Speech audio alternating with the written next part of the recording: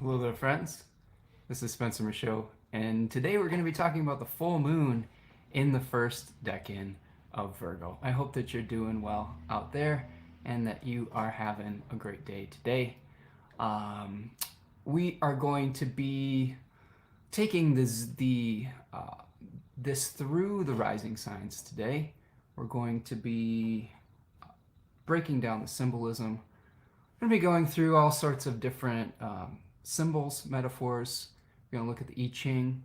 We're going to look at an animal.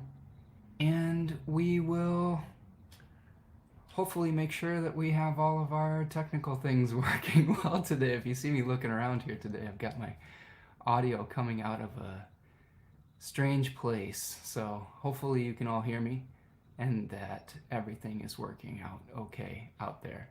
Just give me the thumbs up in the comment section if everything sounds good on your end, and then we'll go from there. I'm just going to welcome a few friends here and make sure that I can see everybody and you can hear me. Let's see. Stephen the Jupiterian is here. Says, I am here tuning in from California. Nice to see you, Stephen. Nice to see all of you on a Thursday afternoon. I decided to do my live on a Thursday because my lovely partner, Tanya, has the day off tomorrow, and we're going to spend some extra time together. So bumped it up a day. Hopefully it works out well for all of you. Carol from Mass is here. Says, hi, Spencer and all. Barely made it. Grateful to be here. Oh, nice to see you. Carol, hope everything's going well your way. Dina is here. Says, hello from sunny, snowy Hudson Valley, New York. Nice to see you there, Dina. Hope everything's going well your way out there in New York. Susanna says, hi, Spencer and friends. Nice to see you, Susanna. Hope you're doing well out there over in Finland. Always love seeing your pictures as we get closer to spring with all of your beautiful nature arrangements. Candy Corn is here from Connecticut. Nice to see you, Candy Corn. Hope you're doing well on this beautiful Jupiter Thursday afternoon. Susanna's giving me the thumbs up. It sounds like everything's sounding okay. Good. Okay, Mr. Hindsight is here. Says namaste from San Francisco. Nice to see you, Mr. Hindsight. Hope you're doing well. Steven says it's cloudy here in San Francisco. Yeah, it's probably cloudy at least half the time over there, isn't it? From what I've heard. I have never been, but it seems like that might not be out of the ordinary. We've got clouds here today and a little bit of snow here in Michigan. Dina says, full moon on my 11th, was invited to an astrology meetup. Ooh, that's cool, Dina. That sounds like fun. So hopefully that will bear fruit for you. And Carol says, we can hear you. All right, nice. Thanks, Carol, for confirming that. Appreciate that, friends. Okay, couple little announcements before we dive into it today. First of all, do me a huge favor and check out my 2024 offerings. If you aren't familiar with the work that I do, I am a professional astrologer. I do these weekly live streams, usually on Friday afternoons, sometimes Thursday, sometimes Saturday. We're a little flexible with our timing here. But I also do readings. So if you are interested in getting a reading, I have natal readings, I have transit readings, I have oracle question readings. I'm happy to help you out, and my books are open. I usually book about a week in advance, so if you're looking for times, you should keep in mind that it'll be a week from whenever you're trying to book, and my normal booking days are Tuesdays and Wednesdays. I can open up some other times if those days just don't work for you, but check it out at my website, spencermichaud.com. Okay, I am also having a Pisces season sale. If you are enjoying the work that I'm doing here on this channel, and enjoying the things that I talk about today in the full moon and Virgo outlay, you can get a much more in-depth, deeper dive in the webinar series that I have done recently, where I've been examining the tarot cards, the significations, the mythology, the fixed stars, the stories, the metaphors, all associated with the different 10-degree sections of the zodiac. They're each about 2.5 to 3 hours long with Q&A with a live audience as well. So check that out. That's for sale for 20% off the decans of Pisces, which we're going to discuss today until the end of Pisces season. And of course, I also have a lovely partner, Tanya Andrews, who has a magical business where she makes magical elected materia based on the astrological planetary placements. It's called Third Coast Mojo, and you can check her out over on Etsy. She has a bunch of wonderful offerings. Lots more are coming. Sign up for my email and her email list to know when new stuff is coming out. But this is a great time to check out her Jupiter in Pisces series, one of which is called Oceans of Abundance. So if you're needing some help through this Piscean season, that series could really help you out along the way. You can see a nice little whale and little glittery hearts there. She really does great work and keeps doing more beautifully elected rituals in the house, I should say. So our house is just marinating in all of this magic. If you would like to make a donation to the work that I'm doing here today, there are two ways to do that. One of which you can go to buymeacoffee.com and contribute to the show via that method. Or if you're here during the live stream on YouTube, you can hit that little $sign in the chat. It's called a super chat or a super sticker. And that really does go a long way to help me keep the lights on here. These are the only funding methods that I do at the moment, although we're considering a way to support the channel beyond the webinars, Third Coast Mojo, and signing up for a reading. So hopefully all of you will take advantage of these opportunities and are having a good day. So let's get back to it. What do you say? Just gonna check in with our chat here. We've got a couple more friends stopping in. Rachel Fletcher is here from Roanoke, Virginia. Nice to see you, Rachel. Hope you're doing well over there. Happy Thursday to you. And then Steven says it's not too foggy today. Good. I'm glad to hear that. I'm glad that the sun will come up a little bit for you. We've had some sunshine in the past few days in Michigan, which was very welcome. It's been pretty cloudy for most of the winter here in Michigan, and getting a few days of sun really charges you up. Okay.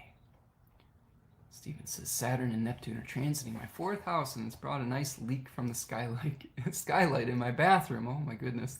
Well, I'm hoping that's a leak of sunshine, but I'm doubting that. So good luck with that, Steven, and I hope that you're able to repair that so that you can get the sunshine in there and not water. All right, friends, let's kind of start taking a look at what we're going to be working through this week. So we're talking about the full moon in Virgo I, the first 10-degree section of Virgo. And we're going to pull the chart up here so that you can see it. And there is the chart of the moment, the full moon in Virgo. You can see that this will be coming to fruition on February the 24th of 2024, which is a Saturday at about 7:30 a.m. Eastern Standard Time. Make the appropriate adjustments for your time zone. And this is a full moon where we are having a giant stack up, a giant stellium in Pisces. We have the Sun, Mercury, and Saturn, and Neptune, all in the Jupiterian yin sign of Pisces. And it will be opposing the moon in Virgo. So full moons are always oppositions between planets, or between the sun and the moon specifically.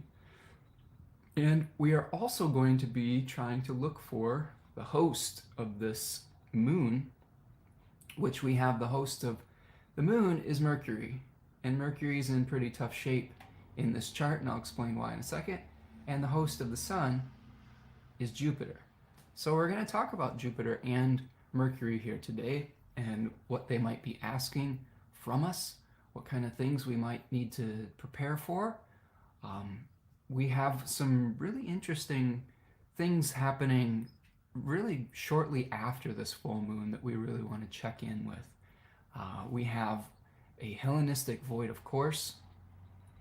We have a Mars-Venus square with Jupiter from Aquarius to Taurus. The full moon itself is going to be in a wide trine with Jupiter, so we'll take a look at that. And then we're going to be kind of building up to the Sun, Saturn, Mercury conjunction that happens at 9 degrees of Pisces on the 28th of February. So these are all really interesting things that we can kind of see how this process is going to unfold. Just some big picture thoughts, like Mercury, being the host of the moon, is putting our ability to think in a linear fashion and through detailed analysis into question or into jeopardy, and forcing us to think in a nonlinear fashion through the power of figurative language or the power of metaphor. And we'll talk about that today. And I'll read to you another excerpt from this book, Sand Talk, that I've been working through, that was recommended to me by community member Devin Malone. So I appreciate the way that the Tyson Yunkaporta, an Aboriginal scholar, really thinks about that space in between matter and spirit, and we'll try to break that down today. Yes, Devin is here. Katie and I are here listening. Nice to see you, Devin. I'm glad that you're here, friend. So I will break that down, and I will read a little bit from that book. So let's kind of take it piece by piece. Let's talk about the Mercury host. All right, so here we have the host Mercury in the first decan of Pisces. And we will take a look at the decans of Pisces slide associated with Pisces 1. But if we were to bring a tarot card into the equation, we'd be looking at the Eight of Cups. So for those of you who are unfamiliar, the Eight of Cups looks like this. You can see me in the little side window there. You can see a figure that's going off into the unknown, leaving behind the 8 cups of material success or fulfillment, and going off in search of meaning. So we are in, or will be in, Jupiter's territory. And Jupiter's a planet that searches for meaning. We also have sort of themes here coming to us via Joy Usher in the Tiny Universe about the Lord of the Rings and the journey of both Gandalf and Aragorn and Frodo, and talking about not all those who wander are lost. Sometimes we're wandering and meandering for a specific purpose, to find meaning, to find a higher purpose. And those are the types of things that we're going to be working through at this full moon. Now, Virgo, on the other hand, likes to differentiate, it likes to demarcate, it likes to organize things into categories. It tends to try to deal with the reality of a situation. It is process focused rather than meaning focused. And normally at this full moon, sometimes we will have to deal with details so that we can bring our vision into reality. And one of the challenges of this particular moment, this particular full moon, is that Mercury, the planet that generally provides the ability to do so, to the moon in Virgo, is going to be in its exile and in its fall in Pisces. It's doubly detrimented. Now, those are fancy words, and for the traditional astrological way of looking at a planet's dignity and how comfortable it is in a certain temple. Okay, each of these signs were considered a temple for these planetary deities or gods. And when we have a planet that's in a temple that is foreign to it, or that it's uncomfortable in, sometimes it has to do things in an unorthodox fashion. So in this case, Mercury is in a place that is very much obsessed with finding meaning and with dissolving some of the boundaries that separate things into categories. It's Mercury trying to communicate not through the lens of clarity, but through the lens of comparing one thing to another. All right, so if we talk about Virgo 1, each of these decans has a planetary ruler of its own. So Virgo 1 has the sun as its ruler. So think about the sun trying to shine a light on the stores of grain that have been grown over the summer that need to be sorted through to be stored for the winter. And through the light of that clarity, you're able to see what stays and what goes and what tools are needed to complete the process. Now, when we look at Pisces 1, that decan is ruled by Saturn. And Saturn tends to cast things into darkness. Sometimes it brings doubt or divine discontent. Oftentimes it wants to create a blueprint to build our lives from. But in this case, we may be feeling a little bit of divine discontent, where what brought us joy in the past may not in the future or in the present. And we're going off and saying, you know what, I've had enough, and I'd like to go find something that will connect me to the spirit world, or connect me to my higher self, or will help me dissolve the illusion that we are separated from spirit. Okay, that the physical world is different than the spiritual world, because in a lot of these indigenous cultures there is no separation. All is all, right? The physical is spiritual, the spiritual is physical. It's all a similar thing. There is no separation between life, death, etc. It's not this living for the next life type of thing. This is something that really bothers me. This might be a controversial take for some, but this is one thing that bothers me about Orthodox religion, is the idea of living for the next life. I think that that's a really, really difficult and damaging way of thinking of things. I think that if we are doing that, it causes us to make all sorts of decisions in the moment that may not be in service of preserving the life and spirit that we have in this moment. And I think that we have to avoid that type of thinking, in my humble opinion. So with Mercury hosting this moon, we may have to get comfortable with surrendering to a process that we aren't necessarily in control of, or that isn't necessarily as clearly defined as we may want it to be. There may be some project that you're working on, okay, that needs more information, and you're waiting for that information. You're waiting for the details. You're waiting for the documents. You're waiting for the numbers. And Mercury is kind of saying, hey, that you may not have access to all of that right now. And what you need will come eventually. But right now it's really important to stay connected to your why instead of your how. It's important to say, why am I doing this? What is infusing meaning into this project, this whatever it is? I know our friend Stephen last week was talking about starting a book at the new moon.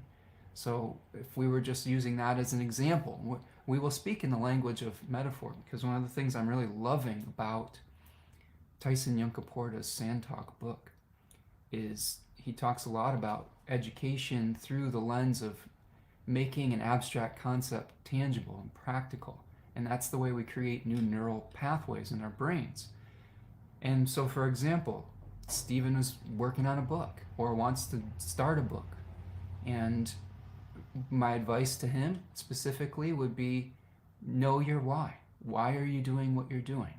What is it that is motivating you? And how can you stay connected to that, even in the midst of trying to figure out, well, okay, how am I going to organize the chapters? What details do I need to begin the process? What kind of pen do I want to use? What kind of pad of paper? All of these things, these little details, right? And your mileage may vary with that. But what I think that this moment is asking us for is saying, as long as you stay connected with the why, as long as you go in search of the why, the tools and the organization will come to you without you necessarily needing to force the issue. And I say this too because directly after this full moon, we are going to be dealing with a void of course moon, a Hellenistic void of course moon, which is much rarer than the modern definition of Hellenistic void of course. The modern void of course moon does not allow the void to go over sign boundaries, whereas the Hellenistic one means that there are no traditional aspects from the moon to a traditional planet for 30 degrees. And that usually happens once every few months. Sometimes we'll have a couple in a month, but oftentimes the traditional authors would say that nothing would come to it. Nothing would come of the matter in that void of course moon. They would also call that void of course moon a wanderer. So we may need to allow some time to pass. What I think is really interesting about this full moon and what comes after it is we will have this need for information. And then immediately after, we have this 3 or 4 day void of course moon. And it will end just as Saturn, Mercury, and the Sun are all coming together in like their own super cazimi. Okay, cazimi meaning renewed in the heart of the Sun, a few days after that. So I think that if you're looking for answers at the full moon, I think it would be really important to give it some time directly after the full moon comes together. Like, you may understand what you need, but getting it may be a different process. So these are some of the things that I've been having on my mind about this full moon. Now, let's just talk for a second about the nonlinear thinking and the power of metaphor. And I'm going to show you this book, Sand Talk by Tyson Yunkaporta, and I'm going to read you something, an excerpt from it. And this is a chapter about education. And he's very critical about Western style education.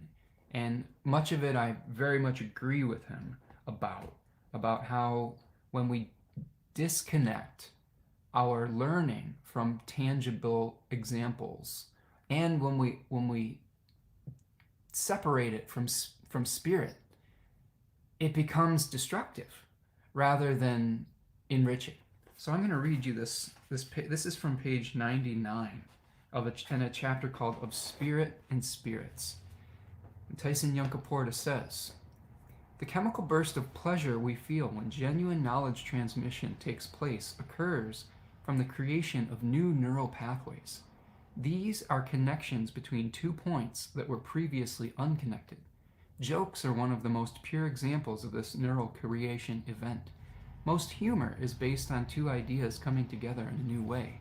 Puns, rhymes, double meanings, unusual circumstances, accidents, exposed delusions, and contextually inappropriate content are examples of this. The chemical rush we get from sudden neural connections and jokes is so intense and pleasurable that we laugh out loud. This kind of humor and joy in learning is a huge part of Aboriginal and Torres Strait Islander cultures. If people are laughing, they are learning. True learning is a joy because it is an act of creation. But there are 2 kinds of joy. One is characterized by lightheartedness, and the other is marked by fierce engagement and deep concentration. Both give pleasure by increasing connectedness and complexity in the neural systems of learners. There needs to be an interaction between abstract, spirit, and concrete, physical, worlds of knowledge for this type of complexity to develop fully. Without closing the loop between abstract knowledge and reality, and without making connections between different ideas and areas of knowledge, true learning cannot occur. A focus on linear, abstract, declarative knowledge alone not only fails to create complex connectivity, but damages the mind. We are biologically punished for this destructive behavior with a neurochemical rush of lethargy and discomfort that most people call boredom." Oh, that's good. And I really felt that when I was in school. I had some challenges with concentration, but I had challenges with concentration when I found the topic uninteresting, when I found it disconnected from meaning. We have a ration and an epidemic of people, or of, a lot of us are having trouble focusing. We can, and I don't want to go down the rabbit hole of, discussing diagnoses and things like that. I think it's very dangerous to try to diagnose people on the internet. And I would ask for all of you to put that type of labeling aside for the moment. But what I will say is that when we are not feeling connected to what we are learning, it's very easy for the mind to drift. I was the type of kid that could learn English very well and storytelling. So when we were reading stories and discussing the meaning behind the characters' lives, the lived life that they were experiencing, I was all about it. I was completely engaged. When I was learning something like mathematics, when it was taught in a way that was completely disconnected from my reality, when it was only a symbol and I didn't understand what the symbol connected to, my mind would completely drift and I would be in a completely different reality, to the point where I would basically wake up 30 minutes later and have no idea what the teacher had said, because all it was a bunch of disconnected symbols that had no connection to my lived experience. Now, that is not me saying that math is inherently boring or math is not useful. When you have a teacher who is a powerful connector and a good teacher, they can make math some of the most interesting, discussions in the world. But I didn't have those teachers at the time I was learning.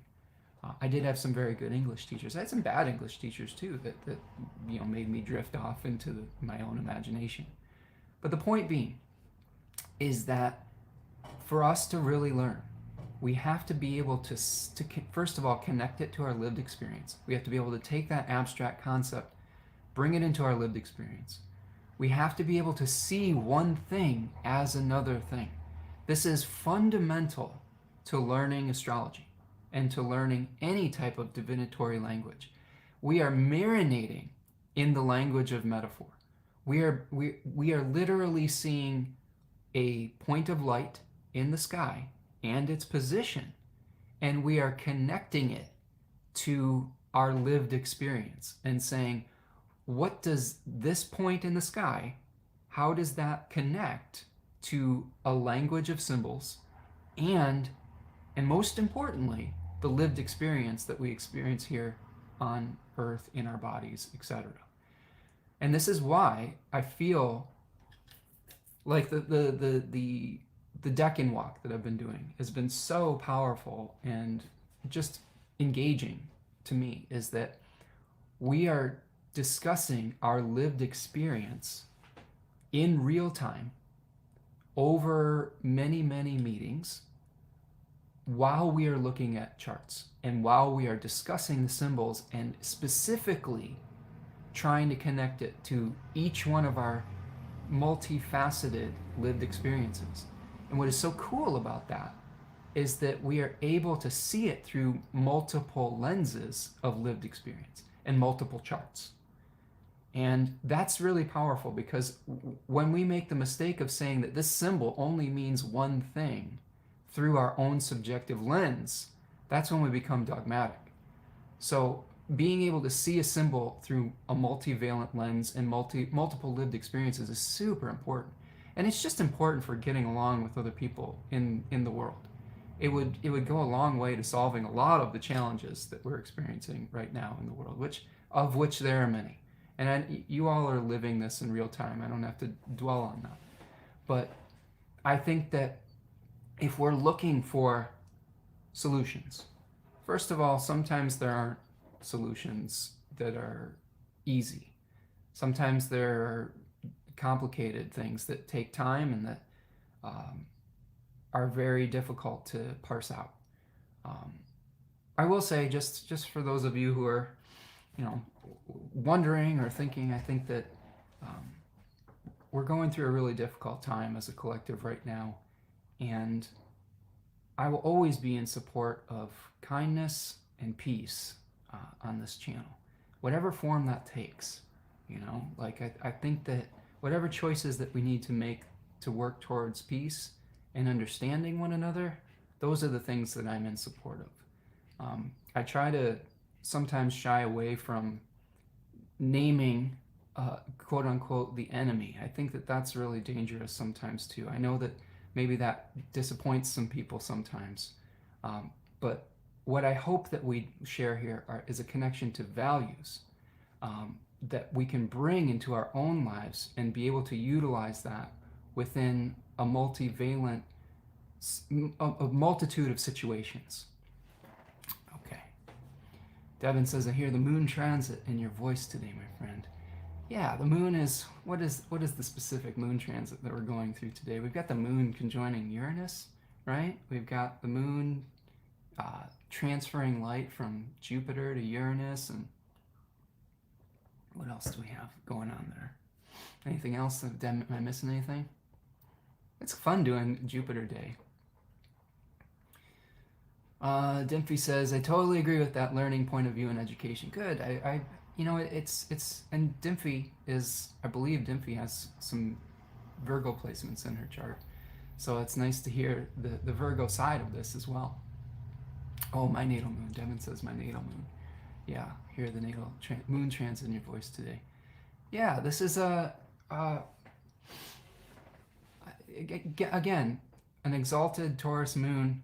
And I don't mean to say that and like, oh, look, this is this fancy placement I have. But I do feel that having the moon in Taurus just slows everything down and makes me a reflective person that tries to bring a tangible perspective and a grounded, calming perspective to the world. And you can do with that what you want. To me, it's trying to provide nurturing and care for the most amount of people, out there, for the masses. The moon was related to the masses. And again, I know that there are some out there that may think that my approach isn't extreme enough or isn't, loud enough, but that's just not who I am. Like I'm somebody who is trying to continually maintain my own inner equilibrium, and by being that peaceful center, hopefully that will radiate out from me and into the world.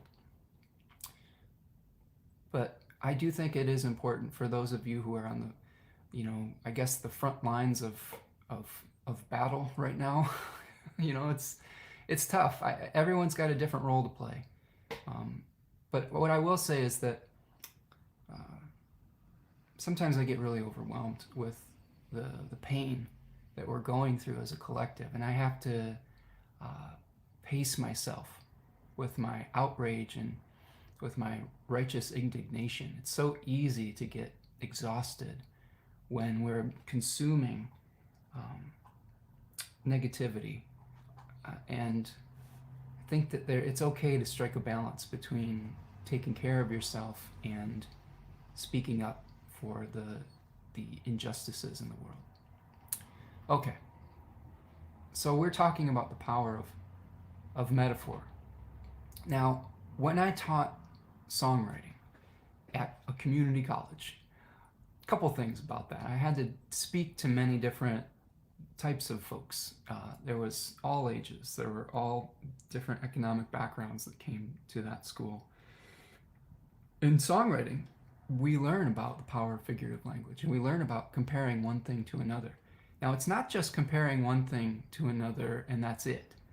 The thing about metaphor is that you are seeking the third thing that those two contrasting objects or ideas, you're seeking what they have in common. So that's something that I would love for you to practice today. And it's to try to see if you can see one part of your life related to another part, or related to a symbol, or related to something where you're finding meaning by finding the connections between those two things. And that's very Piscean, because Jupiter loves to find connections. It loves to work towards peace and order. In Pisces, as a water sign, it is dissolving the boundaries between even things that are unalike and helping to merge them into one. So these are things that are really important to work through at this full moon. The nonlinear thinking, the power of metaphor, to be able to see the different phases of your life and to be able to make connections within them. We do this every time we do a live stream. We do this through looking at an animal and seeing what that animal's life is, how we can take some of its approach to life and turn it into a human behavior. Last week we talked about We talked about the dragon, which is an imaginary animal, but previously we had talked about the beaver. And we started to see how the beaver reshapes its environment through damming up a stream and creating fertile waters around it. Maybe there's boundaries that we need to create in our own lives with the beaver that will help us to bring fertility back to our lives. Maybe we need to just work really hard to create that, reshape our environment. So that's an example of a metaphor where we can look at one thing that is doing something in its own way and apply it to a completely different situation and see what they have in common, okay? If we just say, oh, I'm a beaver, and we don't make the connection that the hard work of the beaver is what we're trying to connect to the hard work in our own lives, or the reshaping of our reality is the third thing that they have in common, it's not going to work. So I hope that that is helpful for you. All right. I'm just going to check back in on the chat here. I know we've got some really nice comments coming in. Let's see. Dimpy says it's quite a surprise on a Thursday night. A nice one. Good. All right. Devin says, if the Kazemi was a secret council meeting, I'd like to be a fly on that wall. Yes. Yes, maybe there will be some sort of secret meeting on some level. Stephen is saying, it's a book I'd like to read. I also want to share my comedic side to all. Yeah. Check out Sand Talk. I think you'd really enjoy it, Stephen. It's been helping me to reshape my reality.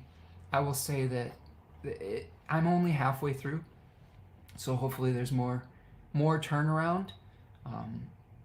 When you are faced with new ideas that open your mind in a different way, sometimes the initial reaction that we have is some sadness, some feeling of discontent. And I would say that I'm going through a little bit of that right now, especially when it comes to Western civilization, and just trying to make sense of it and find my place within it. And maybe that's what this is here, is trying to connect people to meaning within it. But it's tough sledding lately for hermits, for people who are trying to find meaning within their life and trying to live a life that doesn't do harm to others.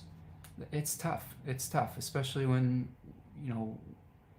the way that society is structured makes it more and more difficult to stick to an ethos and stick to an ethical way of being. And struggling with it, to be honest with you, if I'm being honest with all of you friends. Like, some of the things that I believed in the past, it's a little bit, disorientating. And, as we get further and further into, I know you all are going to hear me say it again, but as we get further into late stage capitalism, there's a lot of, I feel like that some of the meaning is getting sucked out of our everyday experience, and it's frustrating to me. And it's just struggling with that a little bit. But we'll break down the astrology today and see how we might be able to find some solutions. So let me look through here. Jennifer says, Hellenistic and astrology is soul different from the spirit. Oh, that's a deep question, Jennifer. I don't know. I don't think so. I think that the direction we're heading today is realizing that the things that we try to delineate into separate things are just an illusion.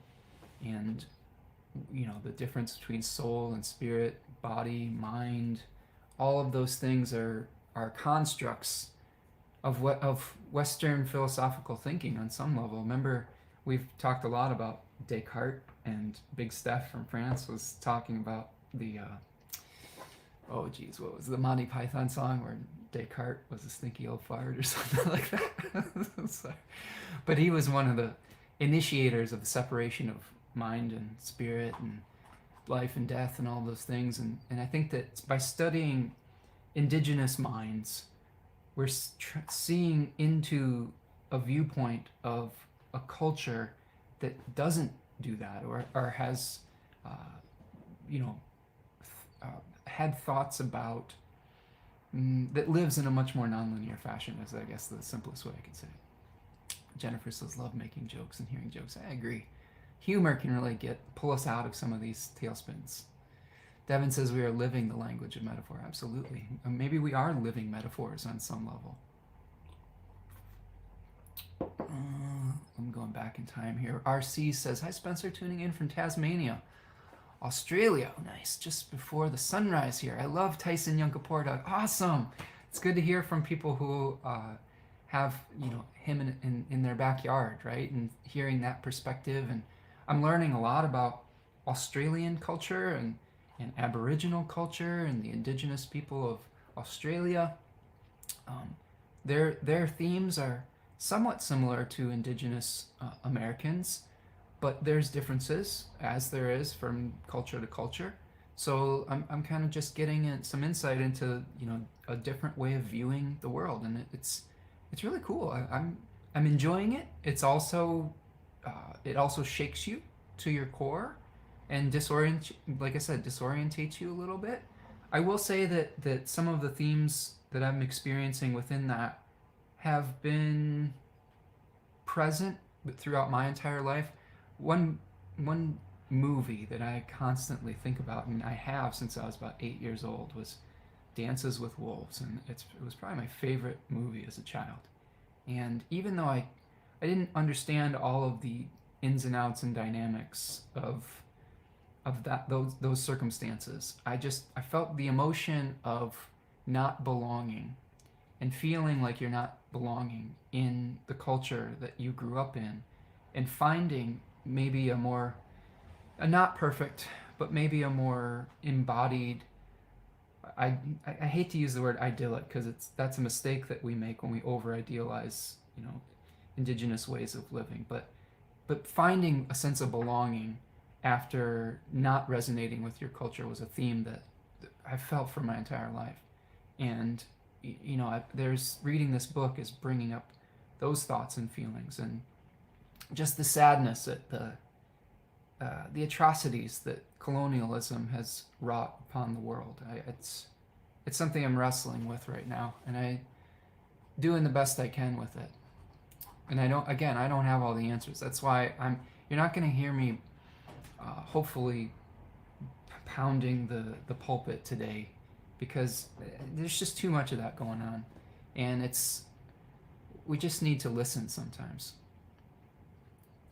Devin says, yes, Taurus offers a stable, comforting, grounding, and harmonious container for the moon. Yes, I'm grateful for it, because there's other parts of my chart, Devin, like that are very Mercury ruled, that bring me a lot of anxiety, to be honest with you. I worry about things a lot.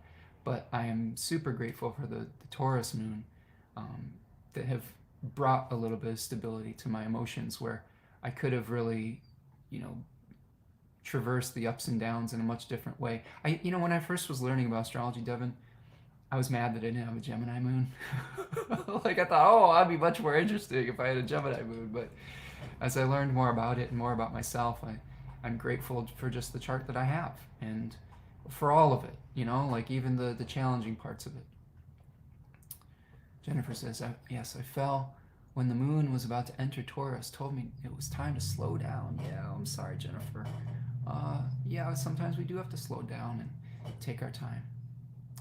Timothy says, I used to be a teacher, and today I met a student from 14 years ago who then asked if I could stay in the classroom during my break to finish the story of Ariadne. Ooh, that's a good story. And that was a vocational school, and they were trained to be builders. Ooh, that is neat. Yeah, it's teaching through those stories. You know, this is the thing with math, with vocations. We can learn so much, even about skilled trades, through the stories that shape us.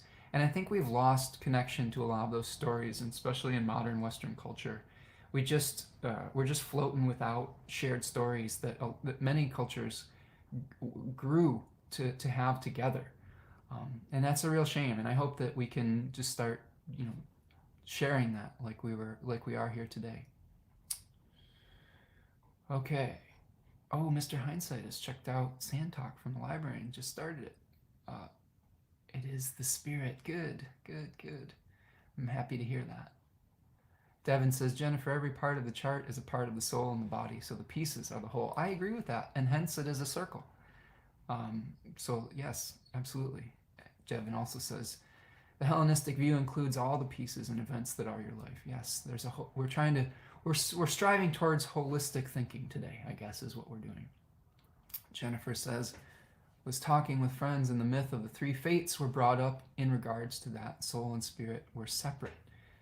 Yeah, and on some level, uh, reading from an Aboriginal perspective, an indigenous perspective, is causing me to even question Greek, Western Greek ways of thinking, which I think is important because a lot of our myths, especially around astrology, are steeped in Western Greek philosophy.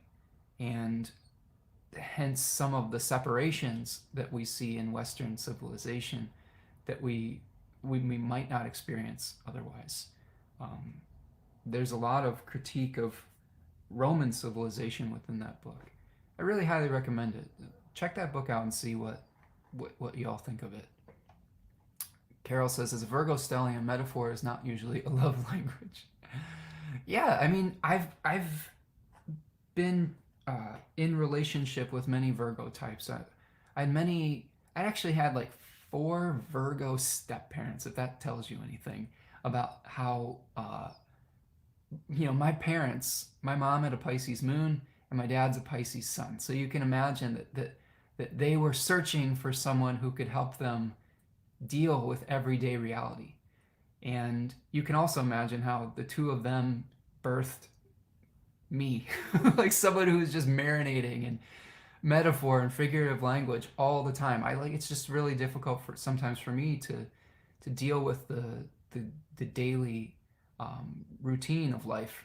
But these are some of the lessons in my chart. Having a Virgo stellium myself, having to learn how to deal with reality, but while also having one foot in that other world. Again, it's not separate.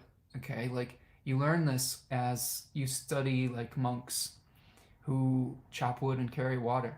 Some of the most spiritual activities that they do and some of the most meditative experiences are the most mundane.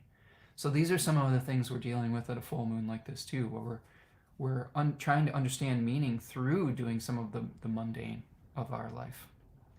Carol says, give you a lot of credit for your exploration. Oh, thanks, Carol.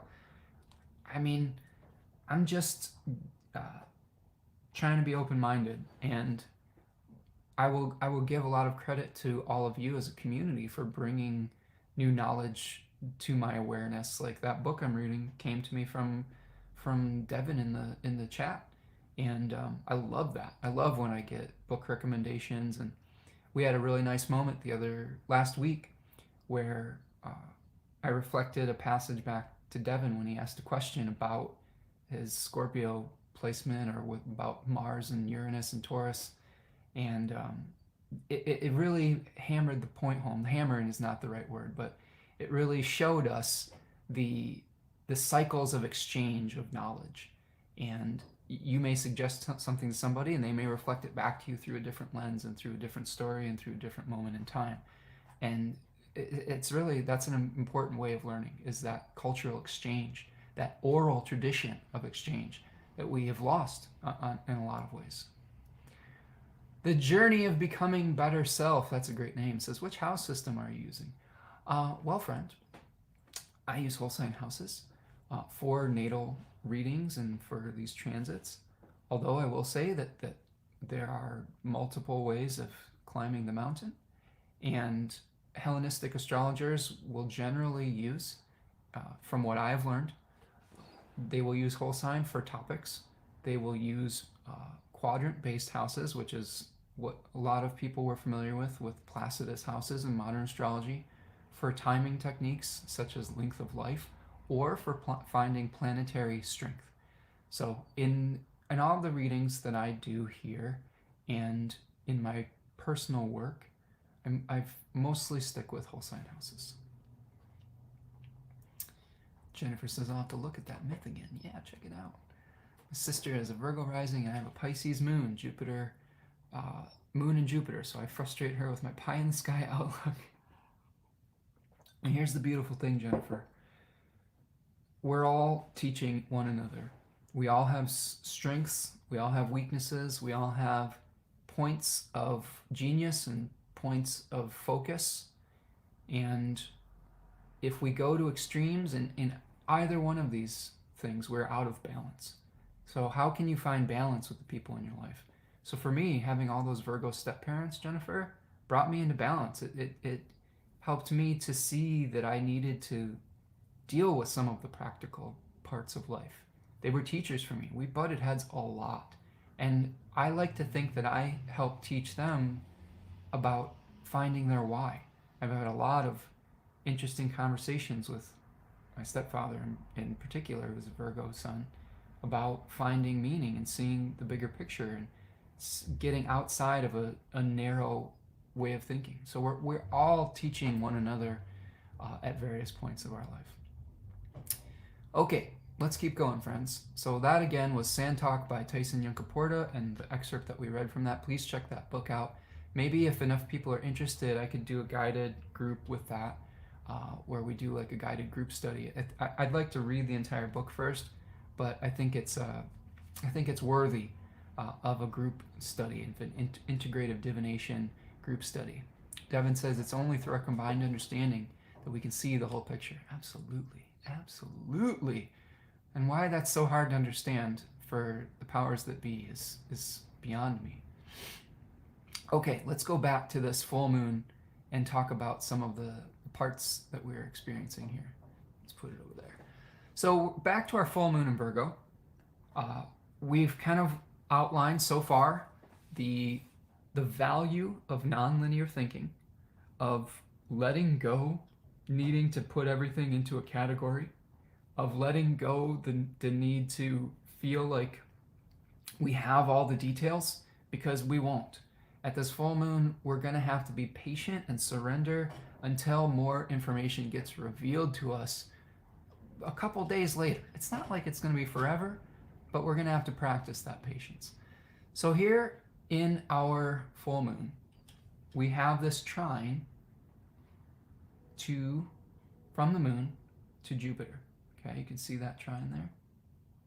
So this is something else that we should understand about this full moon, is that through exploring our process, but not getting too fixated on the how, we might be able to bring about a new sense of balance between work and play, between healthy habits and routines.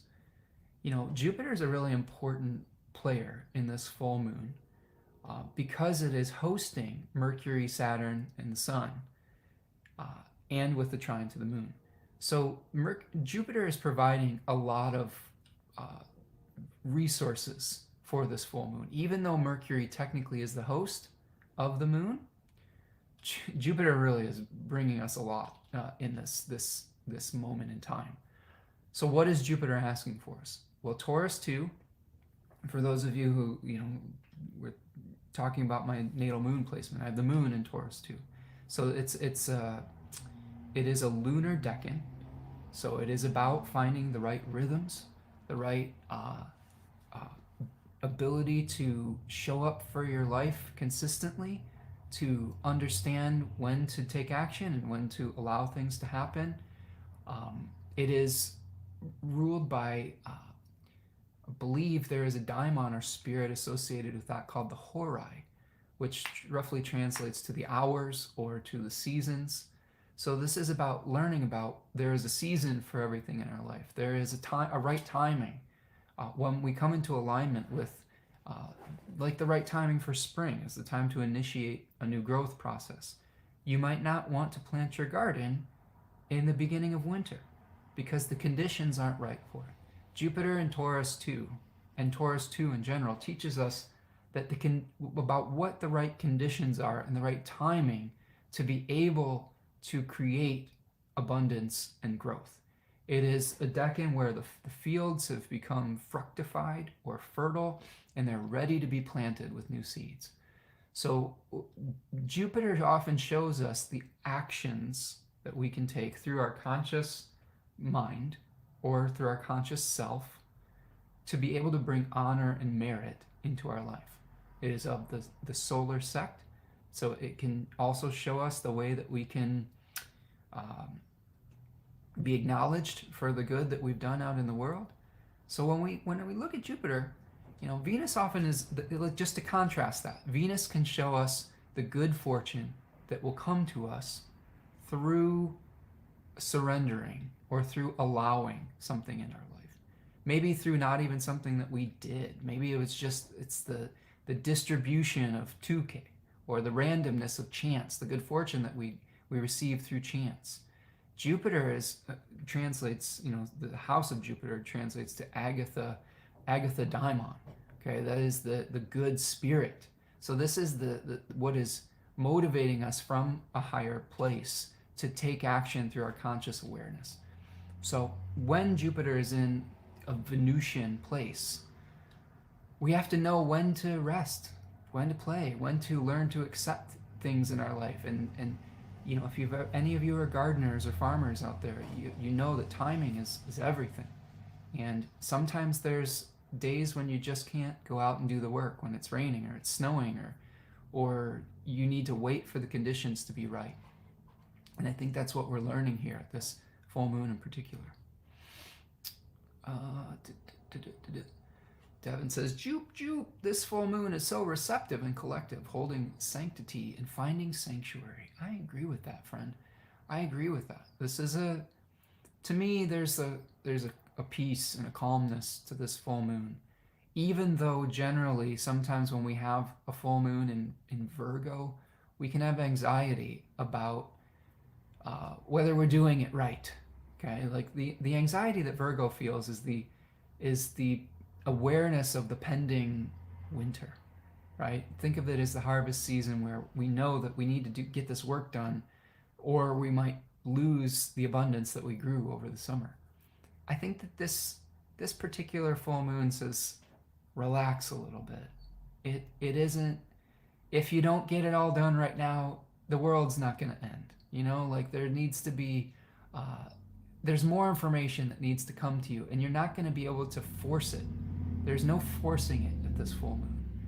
A lot of times Virgo folks want to be like, okay, if I only do it this way, if I only have another system that I can implement, that'll correct the situation. And I don't think that that's the case here. I think that this is not one of corrective systems. This is a full moon of surrendering and staying connected to our why. Dimfy says in a poem by Rainier Maria Rilke, Was mich bewegt. I don't know if I'm saying that right, if that's Dutch. Like, I have no idea how to pronounce that. This is beautifully described. It may be called patience in English. Oh, good. Absolutely. Okay. Corey from Iowa City. Nice to see you, Corey. It's hard to remember lately that it's not actually spring here in the upper Midwest. Oh, absolutely. We had some very nice spring-like weather for the last week, and today it snowed, so it's false spring, right? Can tell even the critters are feeling confused about what season it is. And yeah, like sometimes nature is our best teacher with all of this. I mean, think about how it feels very Mercury in Pisces, even though Mercury isn't in Pisces technically yet. It is a metaphor. We're comparing one thing to the other, like where we're in our rational minds, we're like, it should be winter, but it feels like spring. So we're sort of having to just surrender to the process. We can't make plans when we have the weather still trying to figure things out, okay? We can't say this is the system that we have to apply to it, because things are in flux, things are changing. And that's very true of Pisces season. It is a season of change, of transition. And sometimes we have to be flexible in that. Journey of becoming the better self says, gratitude for the kind words in your answer. Trying to wrap my head around transits. Do transits affect all of us differently based on our natal chart? What to take into account when looking at transits? Let me wrap my head around that for a second. I guess the simplest answer is yes and no. I would say that we all are experiencing some facet of the transit collectively, and we are also experiencing the transits in relationship to the planets that were infused into our birth chart. So, like, for example, we all might see a similar story on the news, and we're all experiencing like, somebody was talking about Mars Pluto the other day, and I don't want to go down this rabbit hole because it's negative, but they're talking about the weaponization of information, and like uh, they were talking about like a cyber threat or something like that. We might experience that story differently based on our own subjective perspective of the planetary influences in our own natal chart. For some, like, let's say that you are an IT person, you might be like, oh my God, that's going to create so much work for me. All right. And you would say, because maybe you have a bunch of planets, and let's say Virgo, for example, and you're like, oh man, I'm going to have to do a lot of work. I'm going to have to, you feel a lot of anxiety with it. Let's say that you are living out in the middle of nowhere and you don't even have access to the internet, and someone told you about this story from word of mouth, and then you just go back at looking at the river for some time. Maybe you have some Pisces placements where you're just like, all right, that's great. Now I'm going to go back to being in the oceanic consciousness of spirit or something of that nature. So we all are going to experience some of the similar themes, but what we do with it, how we filter it through our own subjective experience, changes based on our natal chart. And that's really that's the beauty of astrology, is being able to see that we may not experience every single event like someone else, and just appreciating that difference. Dimpy says it's Austrian, written in German. Oh, that's referring to the poem. Corey says it was literally 70 degrees here last week. I work at a farm in an agricultural store, and the farmers are so eager to get out in the fields. I keep advising caution and patience, but winter's window is closing. Yeah. And the seasons are changing, Corey. You know, climate change is, the farmers probably know this better than anybody else. Climate change is a reality, and we need to kind of respect the fact that the knowledge that we had about seasons is different, and it's going to be different based on the fluctuations of life. I know some people get upset about even the word, mentioning the word climate change, but my observed reality has shown me that a lot of the weather patterns that we have become to rely on are no longer reliable. So it's a combination of, you know, scientific information and lived experience. Okay. Jennifer says it's time for planning. Yes, Jennifer, I think that it could be time for planning. But I will also say, leave some room in this full moon period for new information. The most frustrating thing I think that you could do, Jennifer, right now, is make a bunch of plans that are very detailed, and then realize later that you had only half of the picture.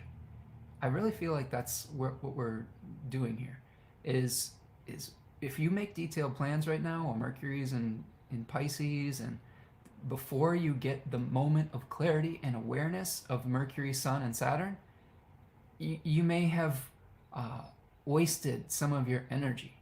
So yes, plan, but also take time to be in the stream of consciousness that allows you to be.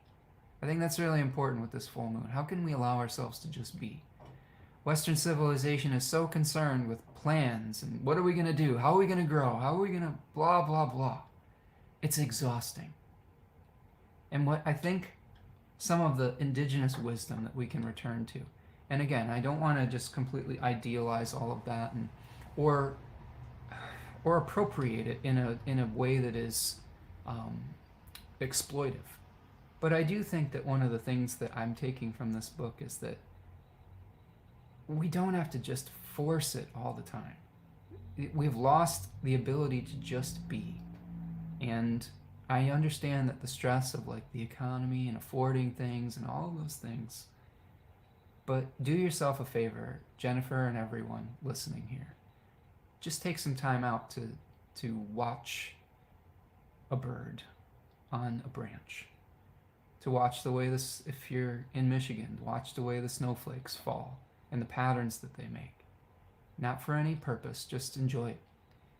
Look at the way that the little crocuses are starting to poke out of the ground. Just appreciate it for its beauty.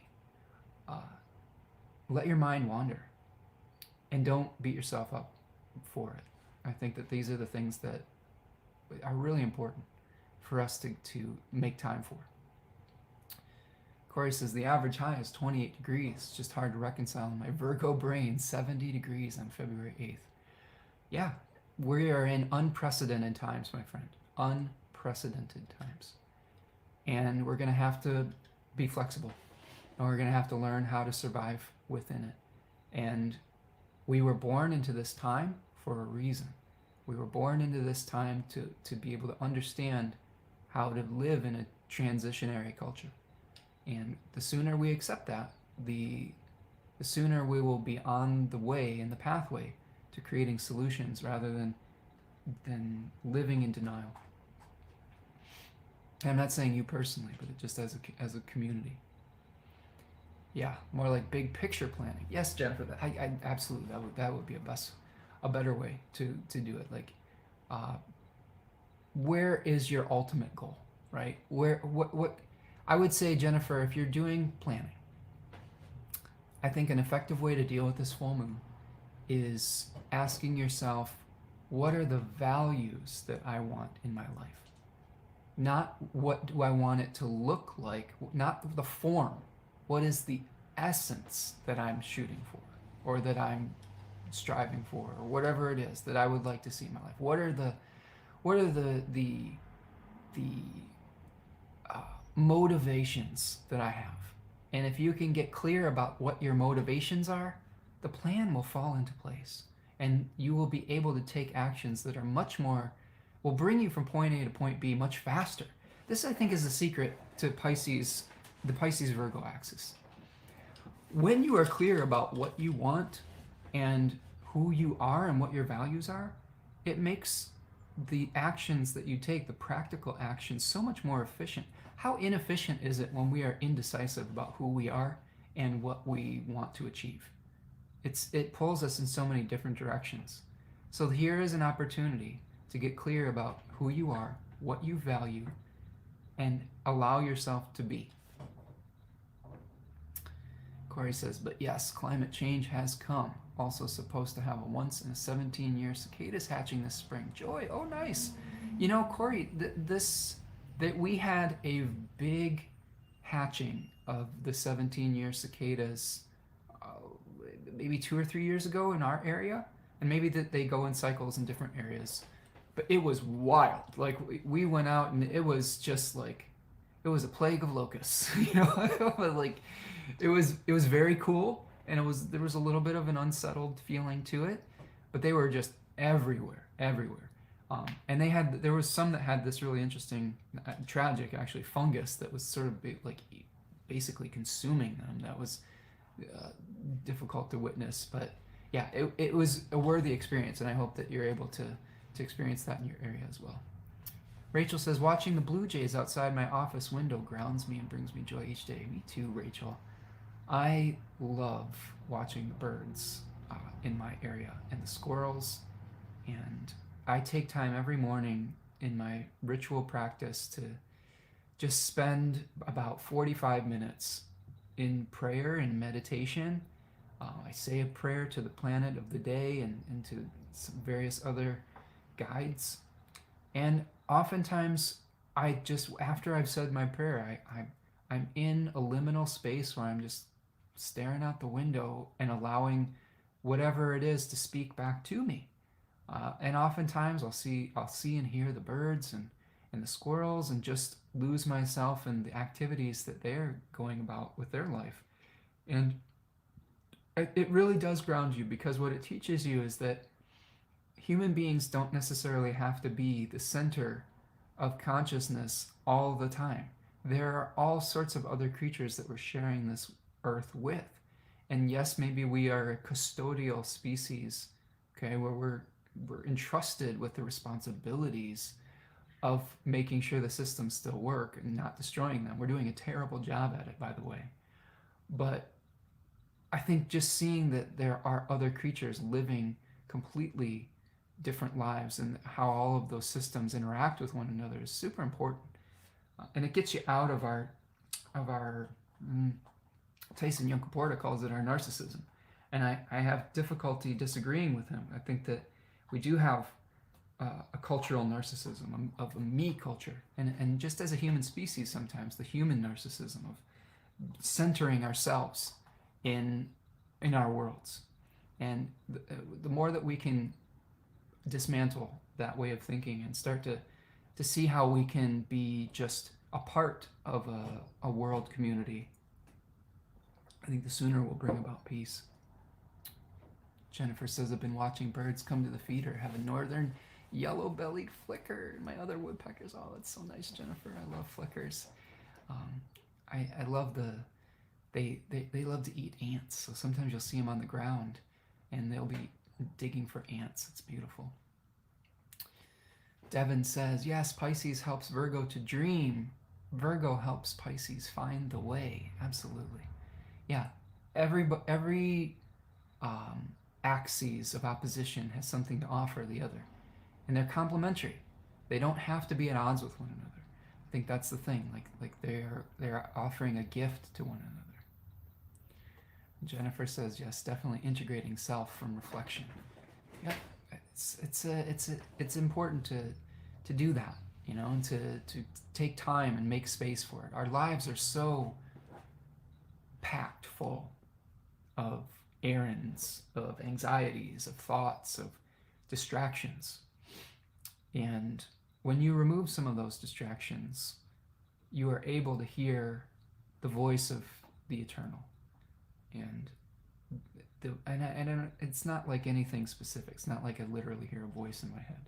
It is a feeling of connection that is hard to get when you stuff your life full of empty calories. So how can we find depth? And that's another Piscean, I think, another gift from Pisces is finding depth. Okay, so we've got that full moon trine Jupiter. We've broken that down. A couple other features of this new moon, full moon, excuse me. Mars and Venus are going to be squaring that Jupiter.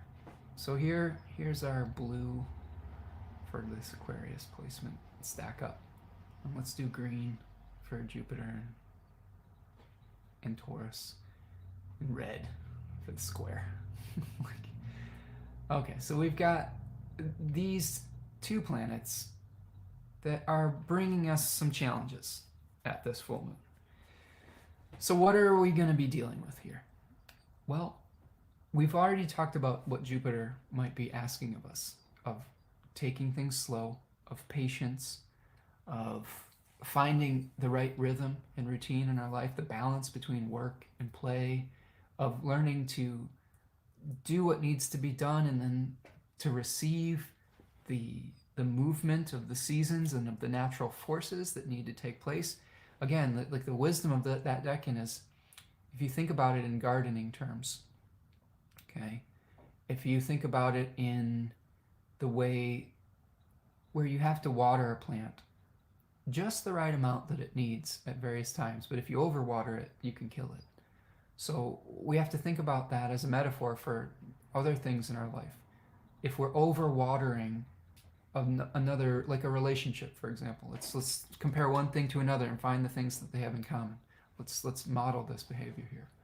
Let's say that you are showering love on a partner, but it's too much and you want to spend every second, every waking moment with them. You're overwatering that relationship, and eventually it can get soggy and you need some space and it needs to dry out a little bit. So this is kind of the metaphor we're working through. And that's just one example. It could be something else in your life. It doesn't have to be a relationship. It could be a book. Like let's take Stephen's example. If Stephen is working on his book 24 hours a day and never taking time to look out the window and reflect and receive new inspiration, he's going to exhaust himself. And it's not going to be effective, efficient, or his best work. So he's going to need to take time to rest and to receive inspiration as he goes about the writing process. Just like we need to do when we're any type of artist, we need to learn to refill the well, or what comes out of us isn't inspired, it's not connected. Now, Mars and Venus, by the time they make the exact square to Jupiter, are going to be in the second decan of Aquarius. And that decan is related to the Six of Swords. It sees someone moving from one shore to another, being ferried across a river, a pond, a lake, an ocean. It has significations about communicating between the center and the peripheral. It is associated with the movement of refugees and being in a transitory phase. So we may want to find the right rhythm at this full moon.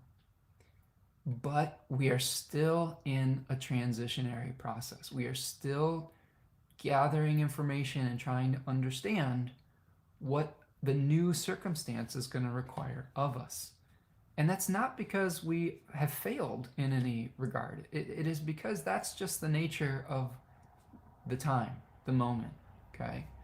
So this is something where we're probably, feeling a little bit out of place, out of time, out of whatever. We are dealing with two planets that are in the overcoming position to Jupiter, which means that they are in the position of power. They have the upper hand in traditional astrology. Now, Venus is going to be providing benefit from that position, and Mars is going to be providing challenges.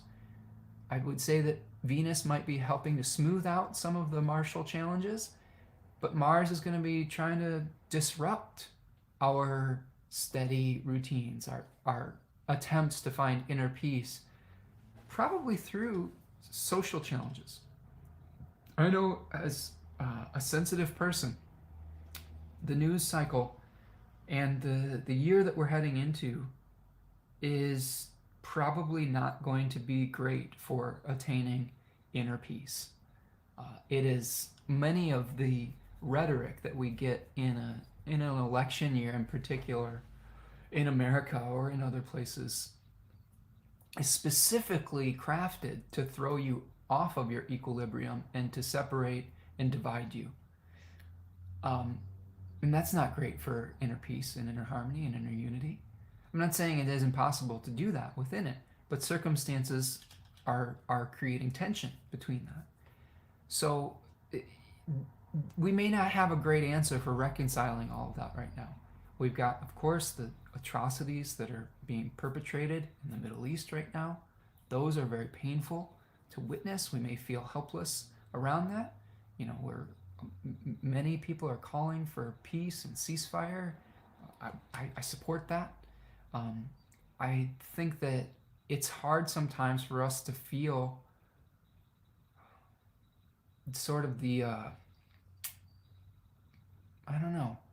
to be able to just go off into nature and ignore things when we see people suffering, right? And this is really a tough thing for me too, because my instincts are like, I just need to go off and meditate in the woods. And I've learned, though, that can be just as difficult. And what I have learned from that, let me gather my thoughts for a second here. What I've learned through various experiences is that is okay for a period of time to recenter yourself.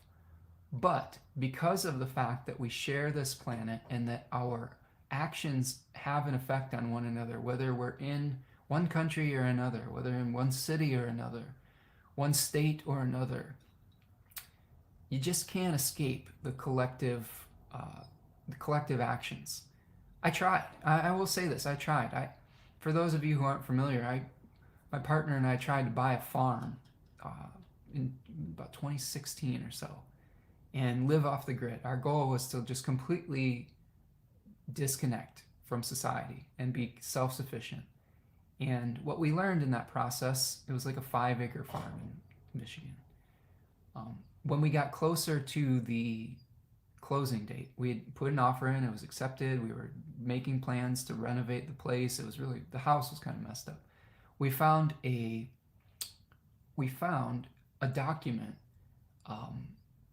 that was a failed water test for the well, and it talked about toxic chemicals in the water. And we did some research on that, and basically learned that half a mile up the road, someone had polluted in the late 60s and early 70s, had polluted the water table with 2,500 55-gallon barrels of toxic VOC chemicals, like paint thinners and things of that nature. And it had completely destroyed the watershed there. And it was technically a Superfund site that had money allocated to it, but the money ran out.